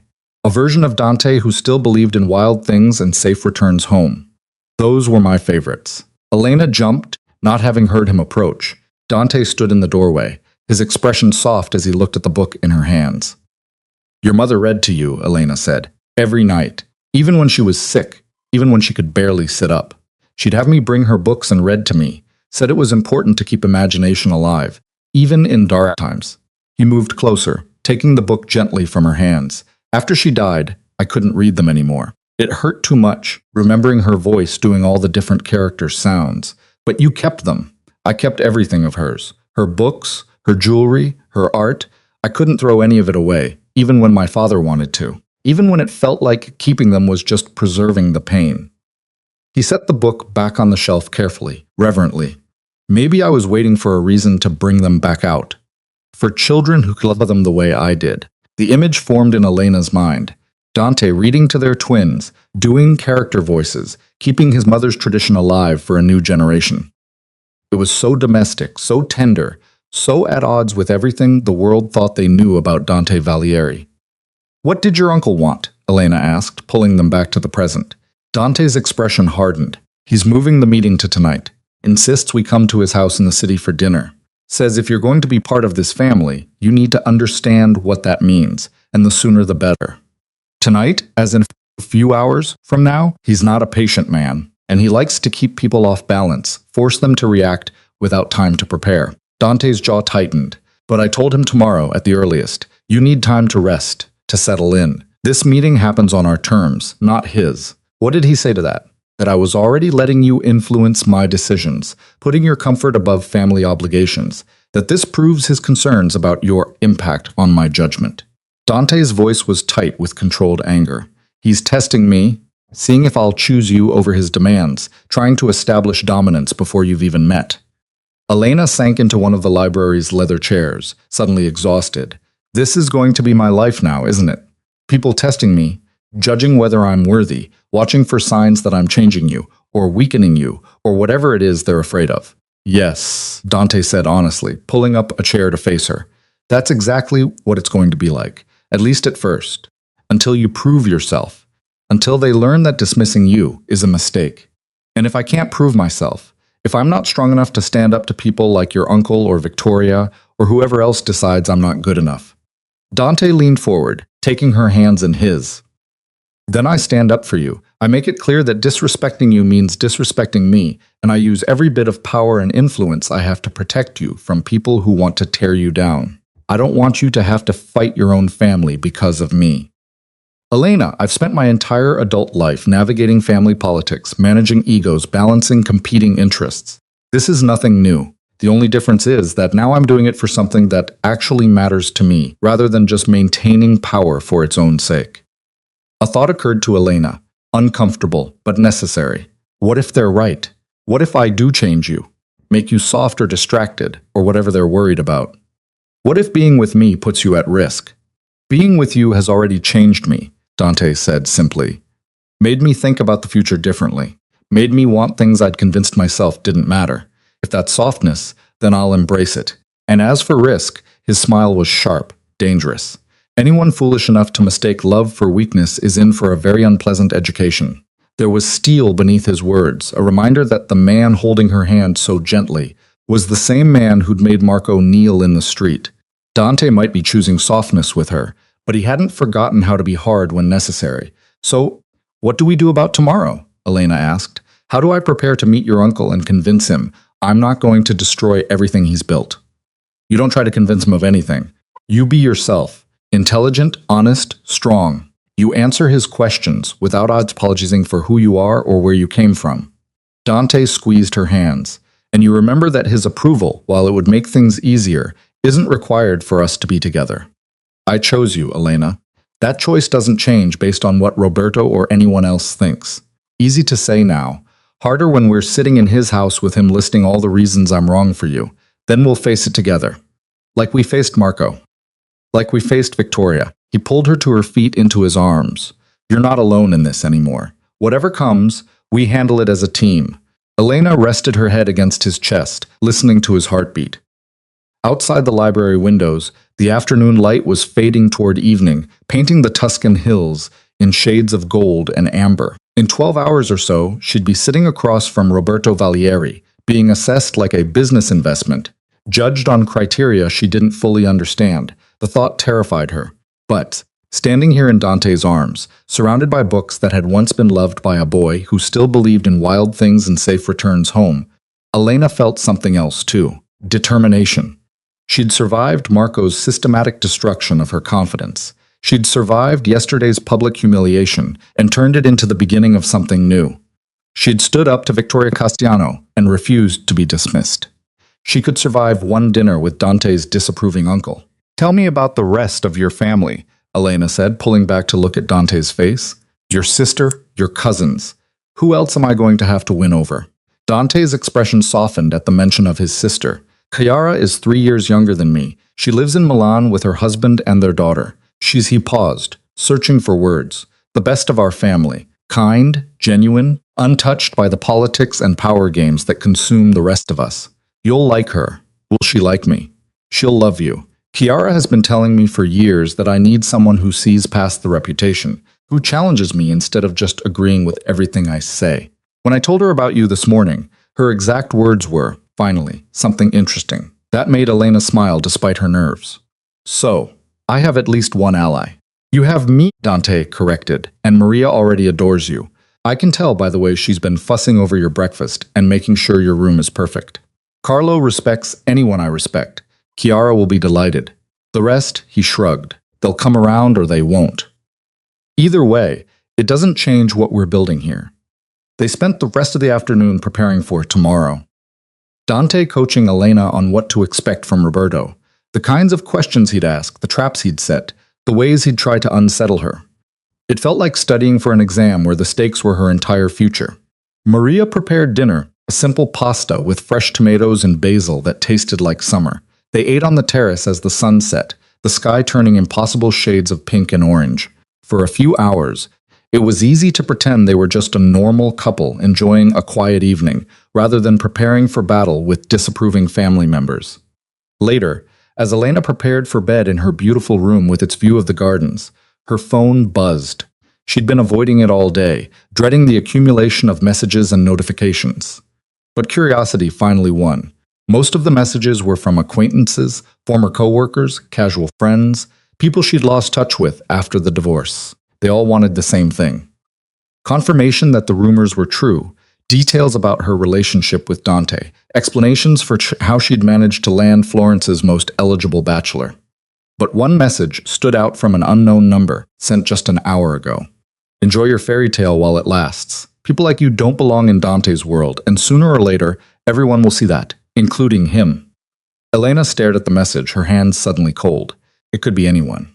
Victoria, Marco, some random person who'd seen her photo online and decided they didn't like her face. The anonymity made it worse somehow, the faceless malice more unsettling than a direct threat. She should tell Dante, should show him the message and let him handle it the way he handled everything else, with swift, decisive action. But part of her hesitated. He was already dealing with his uncle's disapproval, his family's concerns, the complications of merging their two worlds. Did he really need to add stalker messages to the list? A knock at her door interrupted the debate. Dante stood in the hallway. He'd changed into comfortable clothes, soft-cotton pants, and a t-shirt that revealed the lean muscle of his arms. "Can't sleep?" he asked. "Nervous about tomorrow, I guess." Elena set her phone down, screen side down. "How do you not get overwhelmed by all of this? The family politics, the expectations, the constant need to prove yourself. I grew up with it. It's normal to me." He moved into the room, his eyes taking in her tense posture. "But I remember what it was like the first time I had to face down my father's business associates. I was 19, barely knew what I was doing, terrified of saying the wrong thing and undermining everything he'd built. What happened? I said the wrong thing. Made a mistake that cost us a significant deal. My father was furious."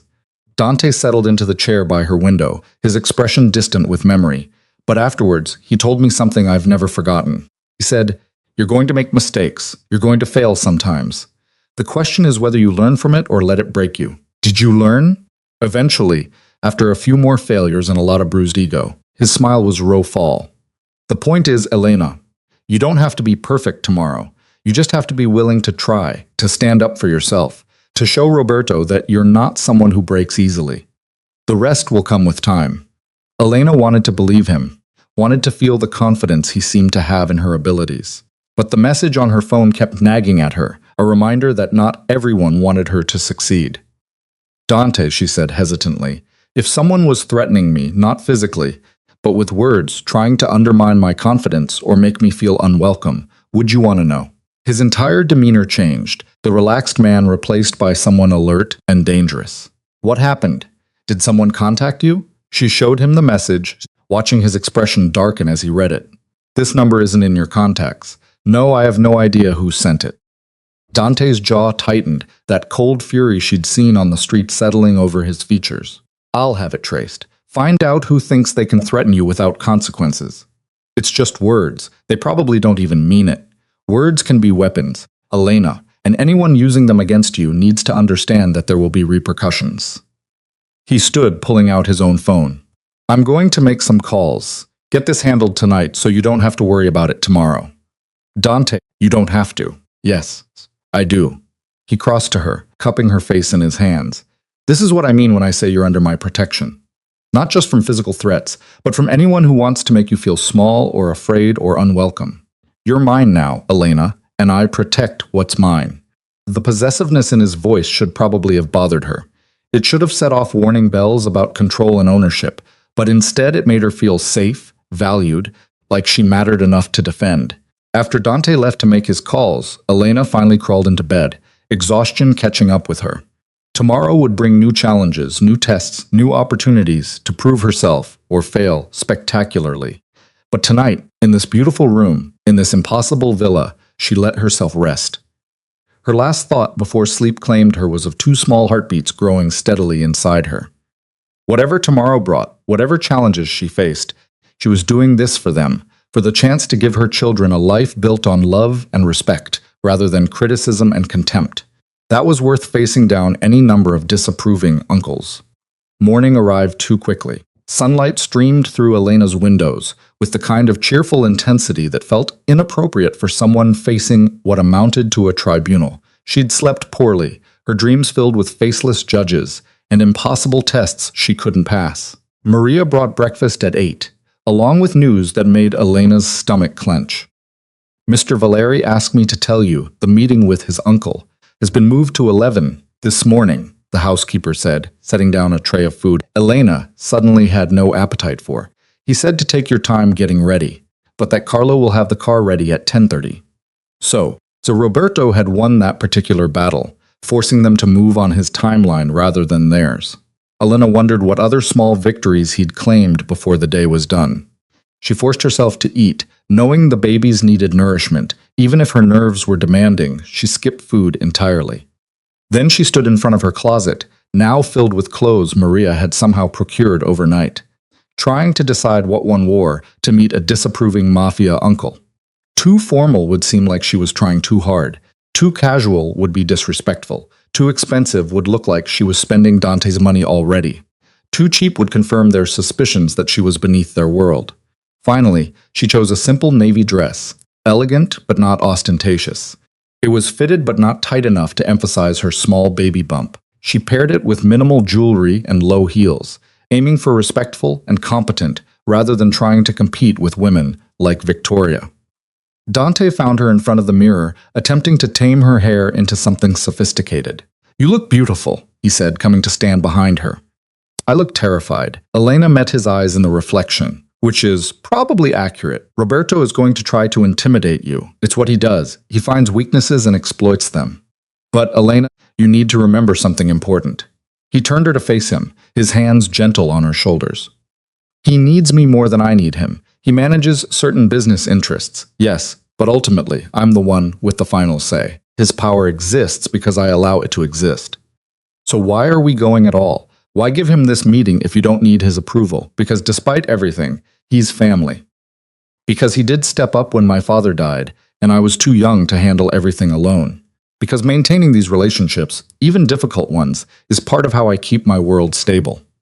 Dante's expression was serious, but make no mistake. If he crosses a line, if he disrespects you beyond what's tolerable, I will put him in his place, family or not. They drove into Florence in tense silence.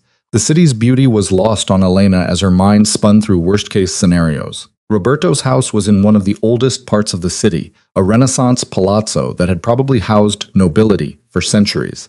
It was the kind of place that screamed old money, old power, old families who'd been making decisions that shaped Florence since before America existed. Carlo pulled up to an imposing wooden door set into a stone facade. A man in a dark suit, security, Elena realized, opened it before they'd even exited the car. "Mr. Valieri," the man said with a respectful nod. "Mr. Roberto is expecting you in the library." Inside, the palazzo was exactly what Elena had feared, all marble floors and priceless artwork and furniture that belonged in museums. Their footsteps echoed as they followed the security guard through corridors that felt designed to make visitors feel small and insignificant. The library was on the second floor, a vast room lined with leather-bound books and dominated by an enormous desk. Behind that desk sat Roberto Valieri, and Elena understood immediately why Dante had warned her. Roberto was in his late 50s, silver-haired and sharp-eyed with the kind of face that revealed nothing unless he wanted it to. He wore a perfectly tailored suit despite being in his own home, and when he looked up as they entered, his gaze went straight to Elena with an assessment that felt like being X-rayed. "Dante," he said, standing punctual as always. "I appreciate that you understand the importance of this meeting. Roberto." Dante's voice was carefully neutral. "This is Elena Moretti. Elena, my uncle Roberto Valeri." Roberto moved around the desk, and Elena forced herself to stand tall, to meet his eyes without flinching. He was evaluating her, she knew, cataloging every detail from her modest dress to her unadorned hands to the way she stood slightly behind Dante's protective presence. "Miss Moretti." He didn't offer his hand, which felt like a deliberate slight. "I've heard quite a bit about you in the past few days. The whole city is talking, as I'm sure you're aware." "I'm aware," Elena said, pleased that her voice came out steady. "Please sit." Roberto gestured to chairs arranged in front of his desk, the position of supplicants rather than equals. Another power play, another subtle reminder of who held authority in this room. Dante sat without hesitation, and Elena followed his lead. She could feel the weight of Roberto's attention, the way he was cataloging her every movement, every expression. "I'll be direct," Roberto said, settling back into his chair with ease of someone completely comfortable with his own authority. "I don't approve of this relationship. I think you're a distraction Dante doesn't need, a complication that serves no strategic purpose, and a potential weakness that enemies could exploit." The bluntness was almost refreshing after all the veiled insults and careful dancing around the point. Elena appreciated knowing exactly where she stood, even if that position was firmly in the crosshairs. "I understand your concerns," Elena said before Dante could respond. "From your perspective, I'm an unknown variable. Someone with no connections, no family worth mentioning, no understanding of your world. I'm not offended by your assessment because I know it's accurate." Roberto's eyebrows rose slightly, the first crack in his impassive expression. "At least you're realistic about your position. But being realistic doesn't mean accepting your judgment is final," Elena continued, her heart pounding, but her voice remaining steady. "Yes, I'm new to this world. Yes, I don't have the connections or background someone like Victoria Castellano has, but I also don't come with her baggage, her betrayals, or her agenda." "Victoria made a mistake," Roberto said dismissively. "One that could have been forgiven and managed if Dante hadn't been so rigid about it. She slept with his business partner in his own bed," Elena said flatly. "That's not a mistake, Mr. Valier. That's a choice, a betrayal of trust that would be unforgivable in any relationship, strategic marriage or not." Dante's hand found hers under the desk, squeezing gently, support and maybe a little surprise at her directness. Roberto leaned back in his chair, studying her with renewed interest. "You have opinions. That's dangerous in our world, Miss Moretti. Women who speak their minds tend to create complications. With respect, sir, I think women who speak their minds tend to create complications for men who prefer compliance over partnership. And if Dante wanted someone who'd simply agree with everything he said, he wouldn't have chosen me." For a long moment, the library was silent, except for the ticking of an antique clock on the mantel. Roberto's expression was unreadable, but something flickered in his eyes. Not approval exactly, but perhaps a grudging acknowledgement that she wasn't going to be as easy to dismiss as he'd expected. "Tell me about your family," Roberto said, changing tactics. "Your background? What does your father do?" This was the trap Elena had been expecting. The questions designed to highlight exactly how far beneath Dante's world she existed. My father was a teacher, she said honestly. High school literature. He died when I was in university. My mother remarried and moved to England with her new husband. We're not particularly close. No siblings? No. And your ex-husband? The man who was publicly berating you in the street? Roberto's tone made it clear he'd done his research. What can you tell me about that relationship? Elena felt her face flush, but she refused to look away. Marco Russo was a mistake I made when I was young and naive. I thought love meant compromise and sacrifice. I learned eventually that what I was calling love was actually just accepting abuse.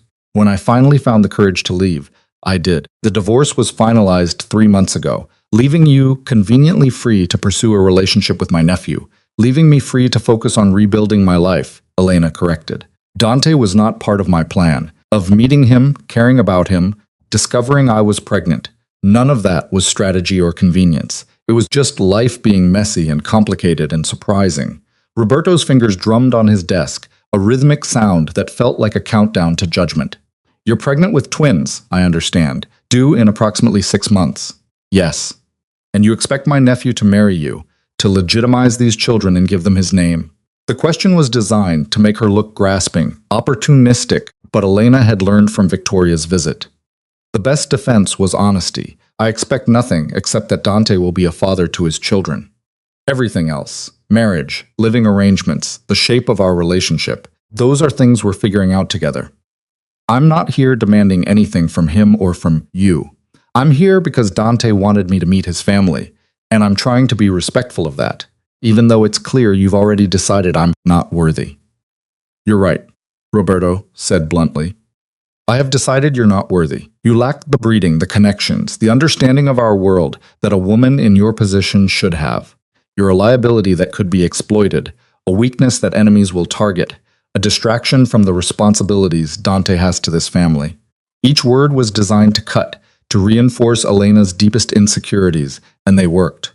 She felt herself shrinking, the old patterns of accepting criticism and believing she deserved it starting to reassert themselves. Then Dante spoke, his voice carrying an edge of steel Elena had only heard once before on the street when he'd made Mark O'Neill.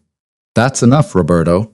The older man's eyes shifted to his nephew, evaluating this new development. I'm simply being honest about the situation. No, you're being cruel. There's a difference between expressing legitimate concerns and deliberately trying to undermine someone's confidence. Dante's hand tightened on Elena's. You've made your position clear. You don't approve. You think Elena is beneath our world and that I'm making a mistake. I've heard you. Now hear me. Roberto's expression hardened, but he remained silent. Elena is carrying my children, Dante continued, his voice controlled but carrying absolute authority. That makes her family whether you approve or not. And when you disrespect her, you disrespect me and the future heirs to this family, Lay. So you have a choice to make, Uncle. You can accept that my personal life is my own to navigate, offer whatever support you're capable of, and maintain the relationship we've had. Or you can continue down this path and discover exactly how much patience I have for people who try to tear down the woman I've chosen. The threat was clear, though never explicitly stated. Roberto heard it. Elena could see the calculation in his eyes, the weighing of how far he could push before Dante's tolerance ran out. You're willing to risk everything for her? Roberto asked quietly. The family's position, the business relationships that depend on strategic alliances, the respect of people who matter in our world. I'm willing to risk approval for her, Dante corrected. The rest will manage itself. And Roberto, you should know something about Elena that you clearly haven't grasped yet. She's not some delicate flower who needs protecting from harsh truths. She survived a marriage that would have broken most people. She walked away from a man who spent years destroying her confidence and rebuilt herself from nothing. She stood up to Victoria Castellano yesterday and refused to be diminished. She's sitting here now listening to you systematically attack her character, and she hasn't broken or run away or begged for mercy. Elena felt tears pricking at her eyes, but she blinked them back. Dante's faith in her, his fierce defense, his refusal to let his uncle's words go unanswered, it was almost overwhelming. Roberto studied them both for a long moment, his expression unreadable. Then, surprisingly, something like respect flickered across his features. Perhaps I've been approaching this wrong, he said slowly. Perhaps, instead of listing why Miss Moretti is unsuitable, I should be asking what she brings to this family beyond children and complications.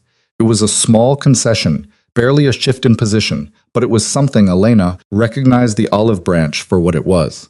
Not acceptance, but a willingness to listen. I bring honesty, Elena said, finding her voice again. I bring perspective from outside your world, which means I can see things you might miss. I bring art expertise that could be valuable for authenticating and acquiring pieces. I bring loyalty to Dante and our children that isn't based on power or position, but on genuine care. And I bring a willingness to learn, to adapt, to do whatever is necessary to protect this family I'm becoming part of. Pretty words, Roberto said, but words are easy. Actions are what matter. Then judge me on my actions over time rather than dismissing me based on assumptions today. Elena challenged. Give me the chance to prove I'm more than you think I am. Roberto's fingers resumed their drumming, that rhythmic countdown. Elena held her breath, aware that whatever came next would set the tone for her relationship with Dante's family going forward. Very well, Roberto said finally. I'll reserve final judgment. But understand something, Miss Moretti. If you become a liability, if your presence creates problems that threaten this family's position, I will not hesitate to act.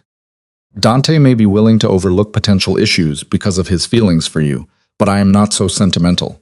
I understand, Elena said, even though the threat sent ice through her veins. Good. Roberto stood, signaling the meeting was over. Dante, a word alone before you leave. It was phrased as a request, but delivered as a command. Dante looked at Elena, asking silent permission. She nodded, trying to project a confidence she didn't entirely feel. I'll wait in the hall, she said, standing. The security guard who'd led them in appeared to escort her out. Elena followed him, acutely aware of the conversation she wasn't privy to happening behind closed doors. What was Roberto saying to Dante? What other concerns or threats was he voicing without her there to defend herself? The hallway outside the library felt oppressively silent, decorated with portraits of stern-faced Valeries, who'd probably all had opinions about who was worthy to join their bloodline. Elena studied them, trying to find any warmth in those painted faces and finding none. They're rather intimidating, aren't they? Elena spun to find a woman emerging from a nearby room. She was in her mid-30s, elegantly dressed in a way that suggested money without ostentation. Her smile was warm, genuine, completely at odds with the cold assessment Elena had just endured. The portraits, the woman continued, gesturing at the paintings. All these serious faces judging you. Roberto hung them specifically to make people uncomfortable. It's very on brand for him. Do you work here? Elena asked. Uncertain of this woman's connection to the household, the woman laughed. A sound like wind chimes. Work here? No, I'm Chiara, Dante's sister. I heard you were coming today and couldn't resist driving in from Milan to meet the woman who's caused such an uproar in our family. Chiara, Dante's sister, the one he'd said was kind and genuine. Relief flooded through Elena. I'm Elena, she said, though clearly Chiara already knew that. I know exactly who you are. The whole family knows. You're all anyone's talking about. Chiara linked her arm through Elena's like they were old friends. Come on, let's get you away from Uncle Roberto's house of horrors. I know a cafe nearby where we can talk without feeling like we're being surveyed by dead ancestors. I should wait for Dante. He'll find us. Trust me, when my brother and Roberto get going, they can argue for hours. Besides, I have questions, and I suspect you could use an ally who isn't going to interrogate you about your bloodline. Chiara's eyes were kind, understanding. Please, I promise I'm much nicer than the rest of the family. Elena hesitated, but something about Chiara's warmth, her easy manner, made the decision simple. Okay, but I should at least tell someone where I'm going. Chiara spoke briefly to the security guard, who nodded and disappeared back into the library, presumably to inform Dante. Then she led Elena down the stairs and out into the Florence sunshine. The cafe was exactly as promised, small, quiet, the kind of neighborhood spot tourists rarely discovered. Chiara ordered them both coffee and cornetti, ignoring Elena's protest that she shouldn't be drinking caffeine.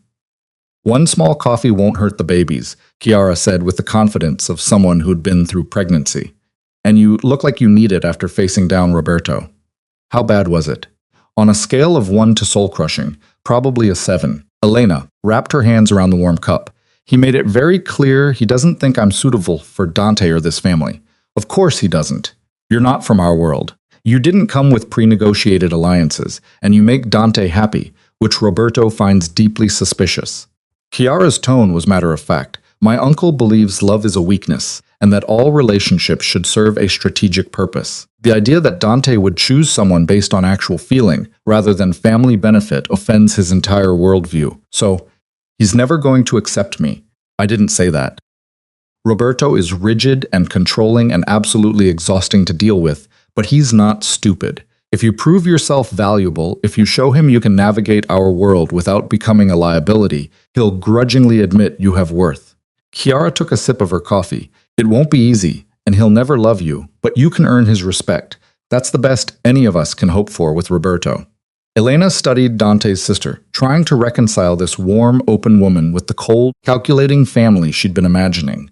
How are you so different from them? From Roberto and the others? I got out, Chiara said simply. Married a man my uncle didn't approve of, a doctor completely outside our world, and moved to Milan. I created a life that's mine, instead of just an extension of family obligations. Roberto barely speaks to me now, which honestly feels like a gift. But you're here today, because Dante called and asked me to come. Said you might need someone in your corner who understood what it's like to be the outsider everyone's judging. Chiara's smile was gentle. My brother loves you, Elena. I can hear it in his voice when he talks about you. And Dante doesn't love easily or carelessly. So whatever Roberto or anyone else thinks, you've already accomplished something remarkable. The words loosened something in Elena's chest that had been tight since yesterday's confrontation with Marco. Here was someone who understood, who'd been through similar trials, who'd survived and built a happy life, despite the family's disapproval. Tell me the truth, Elena said. Can this actually work? Can someone like me build a life with someone like Dante without it all falling apart? Chiara considered the question seriously. Honestly, I don't know. What Dante does, the world he operates in, it's complicated and dangerous in ways I don't think either of us fully understands. There will be challenges, people who test you, situations where you'll feel completely out of your depth. That's not very reassuring. But, Chiara continued, I also know my brother. When he commits to something, he commits completely. If he's chosen you, if he's decided you and those babies are his future, he'll move heaven and earth to make it work. The question isn't whether Dante is strong enough to protect you.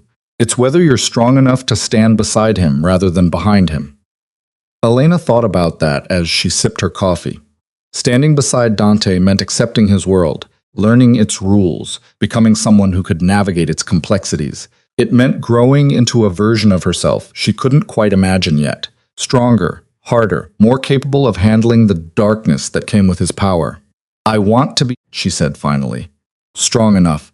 I mean, I want our children to grow up seeing a partnership, not a protector and someone who constantly needs protecting. But I don't know how to get there from here. One step at a time, Chiara suggested. One challenge at a time. You survived Marco's abuse. You survived yesterday's public humiliation. You survived facing Roberto in his lair. Each time you face something hard and come through it, you'll be a little stronger. They talked for another hour. Chiara, sharing stories about growing up as Dante's little sister, about their mother's kindness and their father's, about the family dynamics that had shaped them both. Elena absorbed it all, building a picture of the world she was entering that was far more nuanced than the simple good versus evil narrative she'd been constructing. Finally, Dante appeared in the cafe doorway, his expression relaxing when he saw Elena safe with his sister. I should have known you'd ambush her, he said to Chiara, but his tone was affectionate. Someone had to save her from Roberto's hospitality, Chiara replied, standing to hug her brother. Besides, I like her. She's good for you. Try not to mess this up. I'll do my best. Dante's eyes went to Elena. Ready to go home? Home. The words settled over Elena like a warm blanket. Not her cramped apartment in Santa Croce, but the villa on the hillside where sunlight streamed through French doors and the garden smelled like lavender. They said goodbye to Chiara, who made Elena promise to call if she needed anything, then headed back to where Carlo waited with the car. As Florence slipped past the windows, Elena felt exhausted, but oddly triumphant. She'd survived Roberto's assessment without breaking down or giving up. She'd found an ally in Chiara. She'd proven to herself, if no one else, that she could face this world without being destroyed by it. What did Roberto say after I left? Elena asked as they left the city behind. Dante was quiet for a moment. He warned me that choosing you over family interests would have consequences. that people would see it as weakness, that enemies might try to exploit it, that I was making decisions based on emotion rather than strategy. And what did you say? I told him that for the first time in my life, I was making decisions based on what I wanted rather than what was expected of me, and that if he or anyone else tried to hurt you or our children to prove a point about weakness, they'd discover exactly how ruthless I can be when protecting what's mine. The word should have frightened Elena, that casual mention of ruthlessness, the implicit threat of violence against anyone who threatened her. But instead, she felt safe, protected, like she'd found someone who would stand between her and harm rather than being the source of it. Your sister is wonderful, Elena said, changing the subject slightly. She is, and she clearly likes you, which is high praise. Chiara doesn't give her approval easily. Dante's hand found Elena's. How are you feeling? Really? Overwhelmed, exhausted, weirdly proud of myself for not falling apart in there. Elena managed a small laugh. Is it always going to be like this? Meeting people who've already decided I'm not good enough? Having to constantly prove myself? At first, yes. But Elena, you handled Roberto better than I expected. You didn't let him intimidate you into silence. You didn't apologize for who you are. You didn't beg for his approval. That's exactly what you needed to do. I had a good teacher, Elena said, squeezing his hand. Someone who keeps reminding me that I'm stronger than I think I am. They spent the rest of the drive in comfortable silence, Elena's head resting on Dante's shoulder. By the time they reached the villa, the sun was beginning its descent toward the hills, painting everything in shades of gold. Maria met them at the door with news that made Elena's heart sink. You have a visitor? The housekeeper said, her expression troubled. He insisted on waiting, said it was urgent he speak with you both. Who? Dante's voice had gone cold, alert. Marco Russo, Maria said quietly. He's been here for an hour, refusing to leave until you return. Elena felt ice flood her veins. Marco, here at the villa, invading the one place she'd felt safe from him. Dante's expression went deadly calm, that terrifying control settling over him like armor. Where is he? In the front sitting room. I had Paolo stay with him to make sure he didn't go wandering. Paolo was another security guard, Elena had learned, one of several people whose job was protecting Dante and the villa. Stay here, Dante ordered Elena, already moving toward the sitting room, but Elena caught his arm. No, if he came all this way, if he has something to say, I want to hear it. I need to face him, not hide while you handle it for me. Dante looked like he wanted to argue, to insist she stay away from the man who'd spent years destroying her confidence. But something in Elena's expression must have convinced him because he nodded. Together then. But Elena, if he says one cruel word, if he tries to hurt you in any way, I'm ending this conversation immediately. They found Marco in the sitting room, looking small and uncomfortable, surrounded by furniture that cost more than he made in a year. He stood when they entered, his eyes going immediately to Elena with an expression she couldn't quite read. What are you doing here, Marco? Elena asked, pleased that her voice came out steady despite her racing heart. I came to apologize, Marco said, the words clearly difficult for him. For what I said in the street, for how I treated you during our marriage, for everything. The apology hung in the air between them, unexpected and somehow hollow, despite the obvious effort it took him to deliver it. You already apologized, Elena pointed out. In the street, when Dante made you. That wasn't real. That was me being terrified of what he'd do if I didn't comply. Marco's eyes shifted to Dante, then quickly away. I'm trying to actually apologize, to tell you that I was wrong, that you deserved better, He swallowed hard. I'm sorry. Elena studied her ex-husband, trying to determine if this was genuine remorse or just another manipulation. She'd seen Marco apologize before, usually right before he did the exact same thing again. Why now? She asked. Why come here to Dante's home to say this? Marco's face flushed. Because someone made it very clear to me that continuing to badmouth you or cause problems would have serious consequences. And because he looked at her properly for the first time. Because seeing you with him, seeing how he defended you, made me realize what I threw away, what I destroyed with my own cruelty and stupidity. If you're hoping I'll forgive you, Elena said slowly, you're going to be disappointed. The things you said, the way you treated me, that's not something I can just forgive and forget, because you've suddenly had an epiphany. I don't expect forgiveness, Marco said quietly.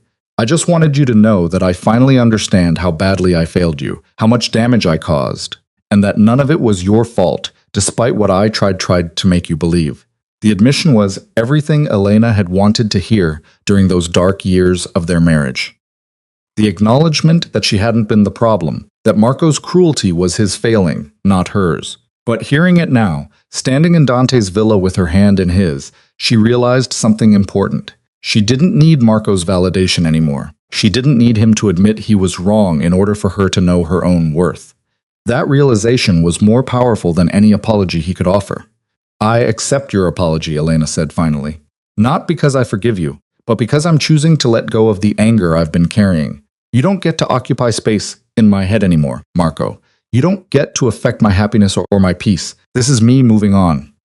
Marco nodded, looking relieved and sad in equal measure. I heard about the babies, twins. That's congratulations. Thank you. For what it's worth, I think you'll be an amazing mother. Better than I deserved as a wife, certainly. He turned to Dante. Take care of her. She's special. I was too stupid to see it, but you're not. Don't make my mistakes. Dante's expression remained cold, unforgiving. You can leave now. And Marco, this is the last time you come to my home or approach Elena in any way. If I hear you've been anywhere near her, if you so much as mention her name in public, the consequences will be severe. Are we clear, Crystal? Marco moved toward the door, then paused. For what it's worth, Elena, I really am sorry. I hope you find all the happiness I couldn't give you. Then he was gone, leaving Elena and Dante alone in the sitting room as the sun continued its descent outside the windows. How do you feel? Dante asked gently. Elena considered the question. How did she feel? Not triumphant, exactly. Not vindicated or satisfied. Just lighter, somehow. Like she'd been carrying Marco's voice in her head for so long that she'd forgotten what silence sounded like. Free, she said finally. I feel free. Dante pulled her close, and Elena let herself melt into his embrace. Tomorrow would bring new challenges. More family members to meet, more judgments to face, more steps on the journey of learning to navigate Dante's world. But today, in this moment, she felt like she'd crossed some invisible threshold. From victim to survivor, from broken to healing, from alone to cherished. The babies fluttered inside her, barely perceptible, but there. 2 tiny heartbeats that had already changed everything, that had brought her to this villa, and this man, and this impossible, complicated, extraordinary new life. Come on, Dante said, pulling back to look at her face. Let's have dinner on the terrace. Just us, the sunset, and the knowledge that you've survived everything this world has thrown at you so far. So far, Elena repeated with a small smile. You make it sound like there's more coming. There's always more coming, but we'll face it together. Together. It was becoming Elena's favorite word. The weeks that followed Marco's apology fell into a rhythm that surprised Elena with its ordinariness. Morning sickness that gave way to afternoon energy. Doctor's appointments where she and Dante watched 2 tiny forms moving on ultrasound screens. Quiet dinners on the terrace as summer deepened into the kind of heat that made Florence shimmer. But beneath the domestic surface, Elena could feel herself changing. Not just her body, though that was transforming too, her belly rounding with unmistakable evidence of the lives growing inside her. But something deeper. The woman who'd stood frozen while Marco hurled insults was being replaced by someone who knew her own worth, who could face disapproval without crumbling. It was Chiara who became her guide through this transformation, driving from Milan twice a week to help Elena understand the unspoken rules of Dante's world. They spent hours in the villa's gardens, Chiara explaining which families mattered, which alliances were delicate, which people could be trusted, and which were always calculating angles. The key is knowing when to be soft and when to show teeth, Chiara explained one afternoon as they watched the twins on the ultrasound, photos Elena had brought outside. Roberto respects strength, but if you're hard all the time, you'll exhaust yourself. Save the fight for battles that matter. How do I know which battles matter? You'll know. Trust your instincts. Chiara handed back the photos with a smile. 2 boys. Dante must be terrified. Elena laughed. Why terrified? Because he'll see himself in them. All the mistakes he made, all the pain he caused and endured. He'll want to protect them from everything. It's going to make him impossible. She wasn't wrong. As Elena's pregnancy progressed into the 2nd trimester, Dante became increasingly protective. Security was doubled at the villa. Carlo or another guard accompanied Elena anywhere she went.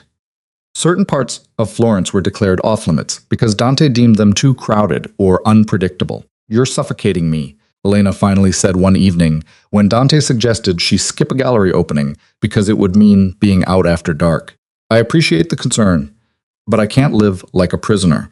Dante's jaw tightened. You're not a prisoner. I'm trying to keep you safe. Safe from what? Random strangers? The statistically improbable chance something might happen. Elena stood, her hand on her expanding belly. Dante, I survived years of actual abuse.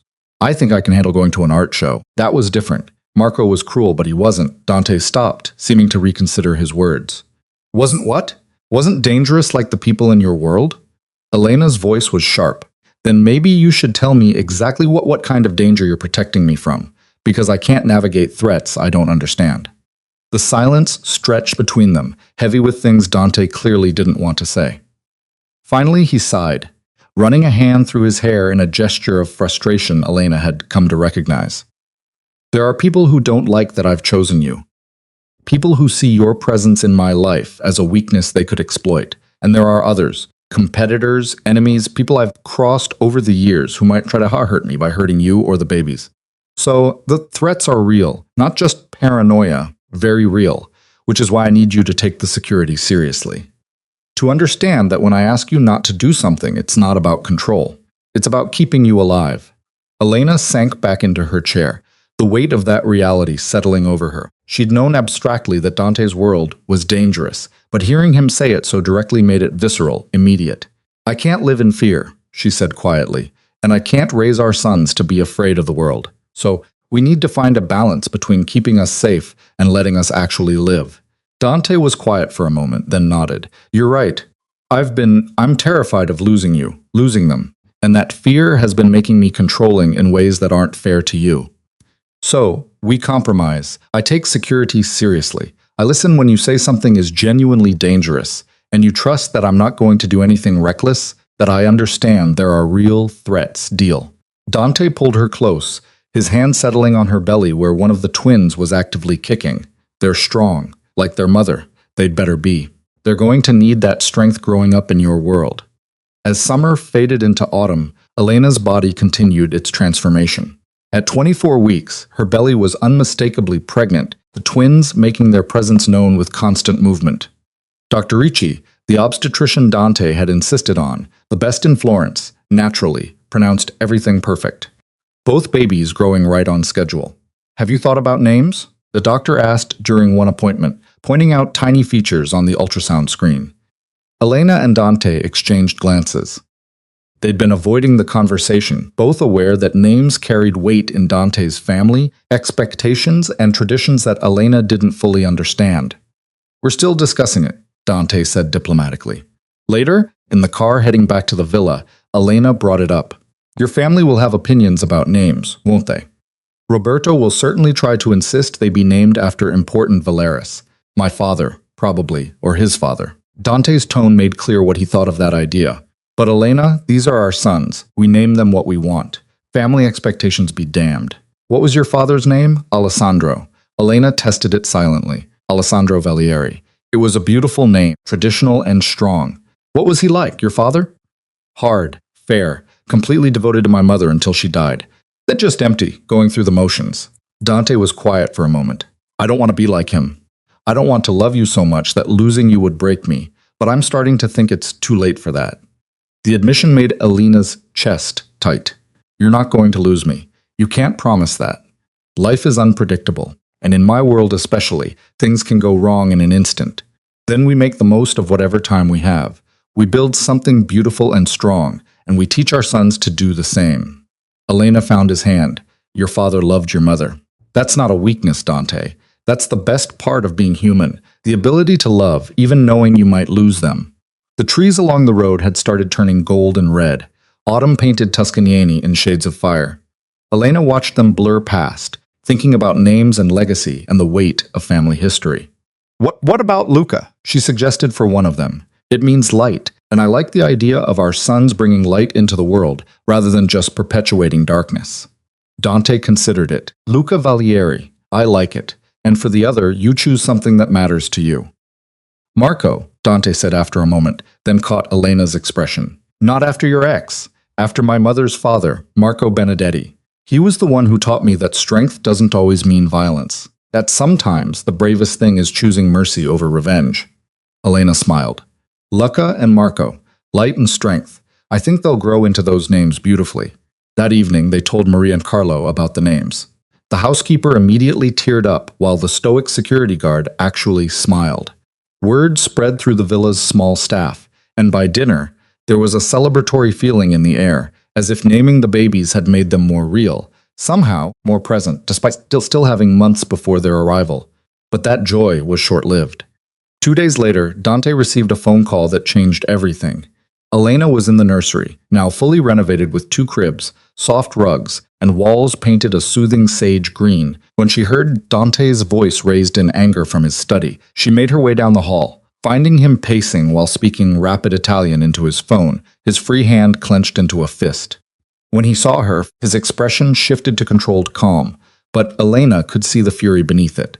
"I'll handle it," he said into the phone, then ended the call. "What's wrong?" Dante was quiet for a moment, clearly debating how much to tell her. Then he seemed to decide that honesty was better than protection. "Someone leaked information about your pregnancy to the press. Not just that you're pregnant, but medical details. The twins, their due date, even the names we chose. It's all over the news sites, complete with speculation about whether I'll marry you before they're born." Elena felt her stomach drop. How? Who would? Someone with access to either our doctor's office or someone we trusted enough to share the information with. Dante's voice was ice. "I'm having it investigated, but the damage is done. By tomorrow, every gossip site in Italy will have the story. Can we sue them? Make them retract it? We can try. But Elena, once information is out there, it's nearly impossible to contain." He moved to her, his hands gentle on her shoulders, despite the rage she could feel radiating from him. "I'm sorry. This is my fault.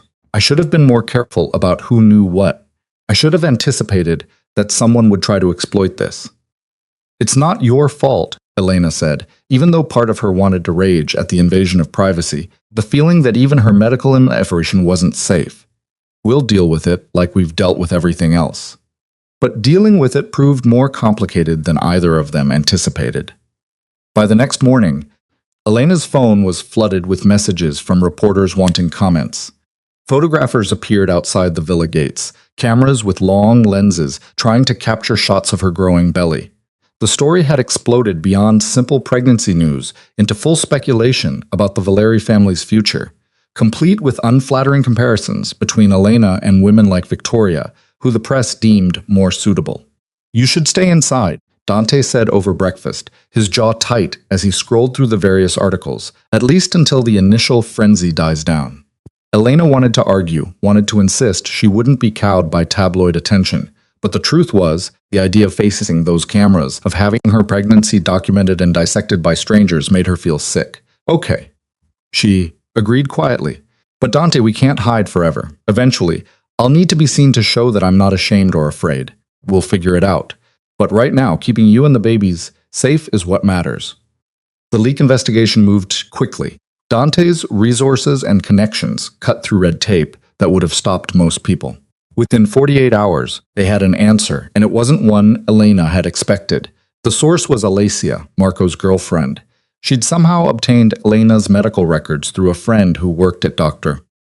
Ricci's office and sold the information to a tabloid for a substantial sum.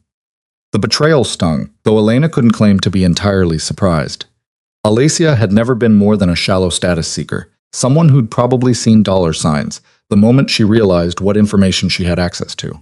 "What will happen to her?" Elena asked when Dante explained. "Legally, Dr. Ricci is pursuing charges for violating patient privacy. The tabloid is being sued. Alessia will likely face criminal charges." Dante's expression was grim. "And personally, I'm making sure everyone in Florence knows what she did. She'll find employment difficult, social invitations scarce. No one will want to associate with someone who's proven they can't be trusted." That seems harsh for Marco. He wasn't involved. No, but he chose her. He's responsible for the company he keeps. Dante's tone left no room for argument. "This is how my world works, Elena. Betrayals have consequences. People need to understand that targeting you means facing my full resources and influence." Elena understood the logic, even as part of her felt uncomfortable with the swift, decisive punishment being meted out. This was the reality of Dante's power.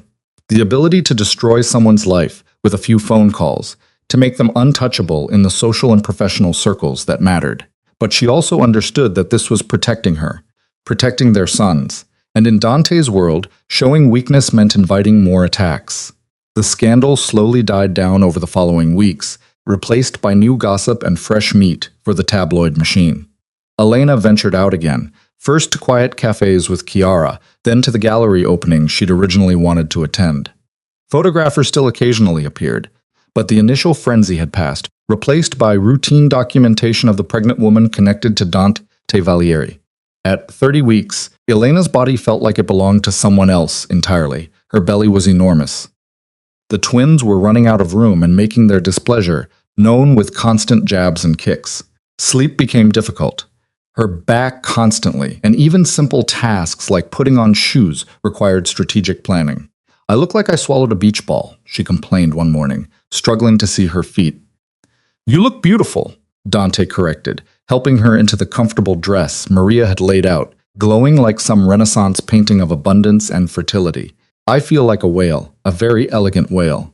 He kissed her forehead. "Besides, Dr. Raichi said the twins are perfect. Strong heartbeats, good positioning. Everything is going exactly as it should." Elena knew he was right, but knowing didn't make the physical discomfort any easier to bear. She spent increasing amounts of time resting, her energy depleting faster as her body worked to sustain 3 lives instead of 1. It was during one of these afternoon rest periods that Chiara arrived unannounced, looking worried in a way that immediately set Elena's nerves on edge. "What's wrong?" Elena asked, struggling to sit up on the sofa where she'd been napping. "Roberto called a family meeting," Chiara said without preamble. "For tonight. He's demanding Dante attend, and he's making noise about how Dante's personal life is affecting business decisions." "What does that mean?" "It means he's trying to undermine Dante again, using you in the pregnancy as evidence that Dante's judgment is compromised." Chiara sat beside Elena, her expression serious. "My brother will handle it. He always does. But I thought you should know what's happening. Roberto's not going to stop pushing until Dante either puts him in his place definitively or gives into family pressure." Elena felt anger rise, sharp and clarifying. "So Roberto wants what? For Dante to send me away? To pretend the twins don't exist? He wants Dante to marry someone suitable and treat you as a mistress rather than a partner. Keep you hidden away. Acknowledge the children, but don't give them legitimacy." Chiara's disgust was clear. "It's archaic and insulting, and exactly the kind of thinking I left Milan to escape. Where is Dante now? Preparing for the meeting, calling in favors, making sure he has the support he needs to shut Roberto down." Chiara hesitated. "Elena, you should know. If this goes badly, if Roberto manages to turn enough of the family against Dante, it could create real problems. Not just personally, but for Dante's position, his business interests, everything he's built." The weight of that responsibility settled on Elena's shoulders like a physical burden. Her presence in Dante's life was creating complications that threatened everything he'd worked for. Would he eventually resent her for it? Would there come a day when he looked at her and saw only the problems she represented, rather than the life they were building? "I should talk to him," Elena said, struggling to her feet, despite Chiara's protests, "before he goes to this meeting." She found Dante in his study, surrounded by papers and phone records, his expression harder than she'd seen it in weeks. When he looked up and saw her in the doorway, that hardness softened immediately. "You should be resting," he said, standing. "I should be here supporting you." Elena moved into the room, one hand on her lower back. "Chiara told me about the meeting, about what Roberto's trying to do. It's nothing I can't handle. Dante, I need to know something. Honestly." Elena took a breath. "If choosing me means losing everything else, your position, your family's support, the power you've built, would you still choose me?" The question hung between them, huge and terrifying. Elena watched Dante's face, looking for any hint of hesitation, any flicker of doubt. "Yes," he said simply, without question, without reservation. "You and our sons are what matters now. Everything else is just maintenance. Necessary, but not essential. Even if it means war with your own family, especially then. Because if I back down now, if I let Roberto dictate my personal life, I'll never be free of his influence. He'll always hold it over me, always use it as leverage." Dante crossed to her, his hands gentle on her face. "This meeting tonight, it's not just about you or us. It's about whether I'm going to live my life on my own terms or spend it dancing. Music, other people choose." Elena understood. This was bigger than just their relationship. This was Dante drawing a line, establishing boundaries, claiming autonomy over his own future. Then go, she said. Handle Roberto. And when you come back, we'll start planning our wedding.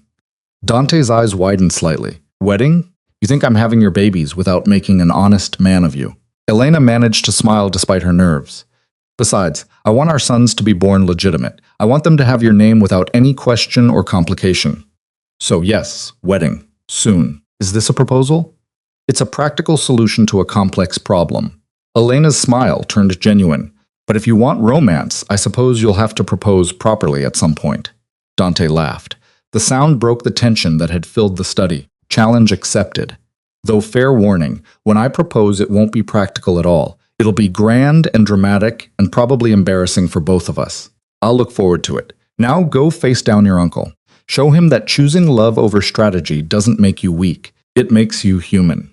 The family meeting happened that evening in Roberto's palazzo, and Elena waited at the villa with Chiara for news. The hours crawled by, both women too anxious to do anything but pace and speculate. Finally, near midnight, Dante returned. His tie was loosened, his expression exhausted, but triumphant. Well? Elena demanded, struggling up from the sofa where she'd been attempting to rest. It's done. Roberto tried to turn the family against me, tried to paint you as a liability, and our relationship as a disaster waiting to happen. But I had support he didn't expect. Cousins who believed in choosing personal happiness, business partners who respected the way I've handled things, even one of the old guard who told Roberto to stop living in the past. So, you won, we won. Roberto's influence is diminished, and I've made it clear that any future interference in my personal life will result in removing him from his business positions entirely. Dante sank into a chair, pulling Elena onto his lap, despite her protests about her weight. He's not happy, but he's accepted that he can't control this. Can't control me. Chiara applauded softly from across the room. About time someone put him in his place. Now I'm going to head back to Milan and let you two celebrate in private. She hugged them both, whispering to Elena, I told you he'd handle it. After Chiara left, Elena and Dante sat in comfortable silence, his hand tracing circles on her enormous belly, where the twins were settling down for the night. So Dante said eventually, about this wedding you mentioned. Were you serious? Completely, unless you have changed your mind about wanting to marry someone so impractical and unsuitable. Elena's tone was teasing, but there was real vulnerability beneath it. I haven't changed my mind about anything. If anything, watching you navigate these past months, handling Roberto's judgment, Victoria's bitterness, the media invasion, all while growing our children, has only made me more certain that you're exactly who I want beside me. Then marry me before the twins are born, before something else comes up to complicate things. Just marry me. Dante shifted her carefully so he could look at her face. Elena Moretti, will you do me the extraordinary honor of becoming my wife? Will you build a life with me? Raise our sons together. Face whatever comes with the knowledge that we're stronger together than apart. That's a terrible proposal, Elena said, tears streaming down her face. It's supposed to be you asking me. I am asking you. I'm asking if you'll take a chance on a man who comes with complications and danger and family drama. I'm asking if you'll trust me to protect you while letting you stand beside me rather than behind me. I'm asking if you love me enough to navigate this impossible world together. Yes, Elena whispered. Yes to all of it. To you, to us, to whatever comes next. They married 3 weeks later in the villa's garden, with only close friends and immediate family present. Chiara stood as Elena's witness, glowing with happiness for her brother. Even Roberto attended, though his expression remained carefully neutral throughout the ceremony. Elena wore a simple cream dress that accommodated her 33-week belly, flowers from the villa's garden in her hair. Dante looked at her like she was the most beautiful thing he'd ever seen, his hand trembling slightly when he slipped the ring onto her finger. The ceremony was brief, the celebration intimate. As the sun set over the Tuscan hills, Elena stood with her new husband, surrounded by people who'd become family, and felt a sense of belonging she'd never experienced before. Ready for the next adventure? Dante murmured against her ear as they danced slowly to music from a small ensemble. Born ready, Elena replied, then gasped as one of the twins delivered a particularly strong kick. Though I think they're eager to join us soon. She was more right than she knew. At 35 weeks, 2 weeks earlier than expected, but not dangerously premature, Elena went into labor in the middle of the night. Dante remained calm, or at least appeared calm, as he got her to the hospital, held her hand through contractions, and breathed with her the way they'd practiced in birthing classes. Luca arrived first, screaming his displeasure at the world with impressive volume. Marco followed 12 minutes later, quieter, but no less determined. Both boys were small but healthy, their tiny hands gripping their parents' fingers with surprising strength. "They're perfect," Elena whispered, exhausted and elated as the nurse placed both babies on her chest. "Absolutely perfect." Dante stood beside the hospital bed, one hand on each of his sons, his expression transformed by wonder and terror in equal measure. "We made these. We created two whole people. We did." Elena looked up at him, seeing her own joy reflected in his face. "And we're going to do everything in our power to give them a better world than the one we found." The first days of parenthood were chaos. Sleepless nights, constant feedings, the overwhelming responsibility of keeping two tiny humans alive. But they managed, helped by Maria, who'd appointed herself unofficial grandmother, Chiara, who drove from Milan every weekend to provide support, and even Carlo, who revealed an unexpected talent for soothing crying babies. 3 months after the twins were born, Elena stood in the nursery watching them sleep. They'd grown so much already, developing distinct personalities. Luca was louder, more demanding, while Marco was thoughtful, studying the world with serious dark eyes that reminded Elena heartbreakingly of Dante. "You should be sleeping while they sleep," Dante said from the doorway, his voice quiet to avoid waking the babies. "I know, but I can't stop watching them. I can't stop marveling that they're real, and ours." Dante came to stand beside her, his arm around her waist. "Do you regret it? Choosing this life, this world?" Elena considered the question seriously. The past 9 months had been the hardest of her life, facing judgment, learning to navigate a world she didn't understand, dealing with invasive press and family politics and constant security concerns. But they'd also brought her more joy than she'd thought possible. "Not for a second," she said. "Honestly, it's been hard and scary and overwhelming. But Dante, looking at them, at what we've built, I wouldn't change any of it. Even the parts where Roberto was insufferable, especially those parts. They taught me I was stronger than I thought." Elena turned to face him. "You once said your father loved your mother so much that losing her broke him. I understand that now because I love you and our son so fiercely that losing you would destroy me. And that's terrifying. But it's also the most alive I've ever felt." Dante kissed her forehead, his arms tied around her. "Then we'll be terrified together. And we'll teach Luca and Marco that loving fiercely isn't weakness. It's the bravest thing anyone can do." 6 months later, Elena stood in a Florence gallery, not the small one where she used to work, but a prestigious space in the heart of the city. The opening was for an exhibition she'd curated, focused on Renaissance women artists who'd been overlooked by history. It had taken months of research and preparation, but the result was stunning, a collection that told stories of women who'd created beauty despite the constraints of their time. Dante arrived late, having been delayed by a business meeting, but his pride was evident as he moved through the gallery, studying each piece. "This is incredible," he said, finding Elena among the crowd of critics and art lovers. "You've created something really special here." "We created something special," Elena corrected, gesturing around them. "This wouldn't exist without your support. Your belief that I had something valuable to offer beyond just being your wife and the mother of your children." The twins were with Maria tonight, giving Elena and Dante a rare evening alone. They stayed until the last guest left, then walked through Florence hand in hand, enjoying the spring warmth in the city's timeless beauty. "Do you remember the day we met?"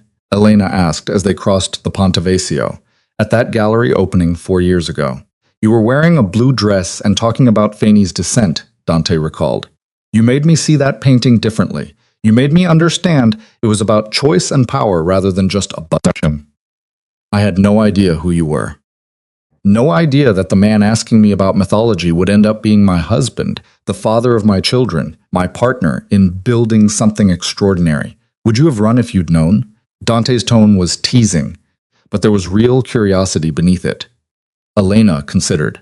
"Probably. The old me, the one who believed Marco's lies about my worthlessness, she would have been too intimidated to even speak to you. But maybe everything happened the way it needed to. Maybe I had to be broken down to nothing before I could rebuild into someone strong enough for this life." They paused at the center of the bridge, looking out over the Arno as lights reflected off the water. Somewhere in the villa on the hillside, two little boys slept peacefully, watched over by people who loved them. Somewhere in the city, life continued. People making mistakes and finding redemption, falling in love and facing hardships, building futures from the broken pieces of their pasts. "What are you thinking?" Dante asked. "That I'm grateful for all of it, the good parts and the hard parts, the victories and the struggles, because they all led here to this moment, to this life we've built together."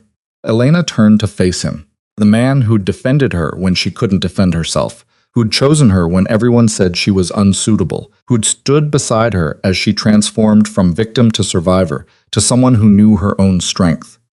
"I love you," Dante said simply. 4 years ago, a year ago, today, tomorrow. Nothing changes that. You're it for me, Elena. The love that makes the terror worthwhile. I love you too, even though you're impossible and overprotective and occasionally insufferable. Occasionally? Fine, frequently. But you're my impossible, overprotective, frequently insufferable husband, and I wouldn't have it any other way. They walked home through Florence's ancient streets, past buildings that had witnessed centuries of love stories and tragedies, triumphs and failures. Tomorrow would bring new challenges. Luca was teething and making everyone miserable. Marco had a doctor's appointment. Elena's next exhibition needed planning. And Dante had meetings that would keep him busy for days. But tonight, in this moment, everything was perfect. Not because life had become easy, or because all their problems were solved, but because they'd learned the truth that Elena's favorite Caravaggio painting had always tried to teach. That sometimes the greatest beauty emerges from the deepest darkness. That transformation often requires breaking before rebuilding, and that choosing love in a world that often demands strategy is the bravest act of all. The woman who'd once stood frozen while strangers laughed at her humiliation was gone. In her place stood Elena Valieri, wife, mother, curator, survivor. Someone who'd learned that being chosen by a powerful man was less important than choosing herself. That protection meant partnership rather than control, and that the fairy tale everyone assumed she'd stumbled into was actually something far more precious. A real life built on honesty and respect and fierce devotion.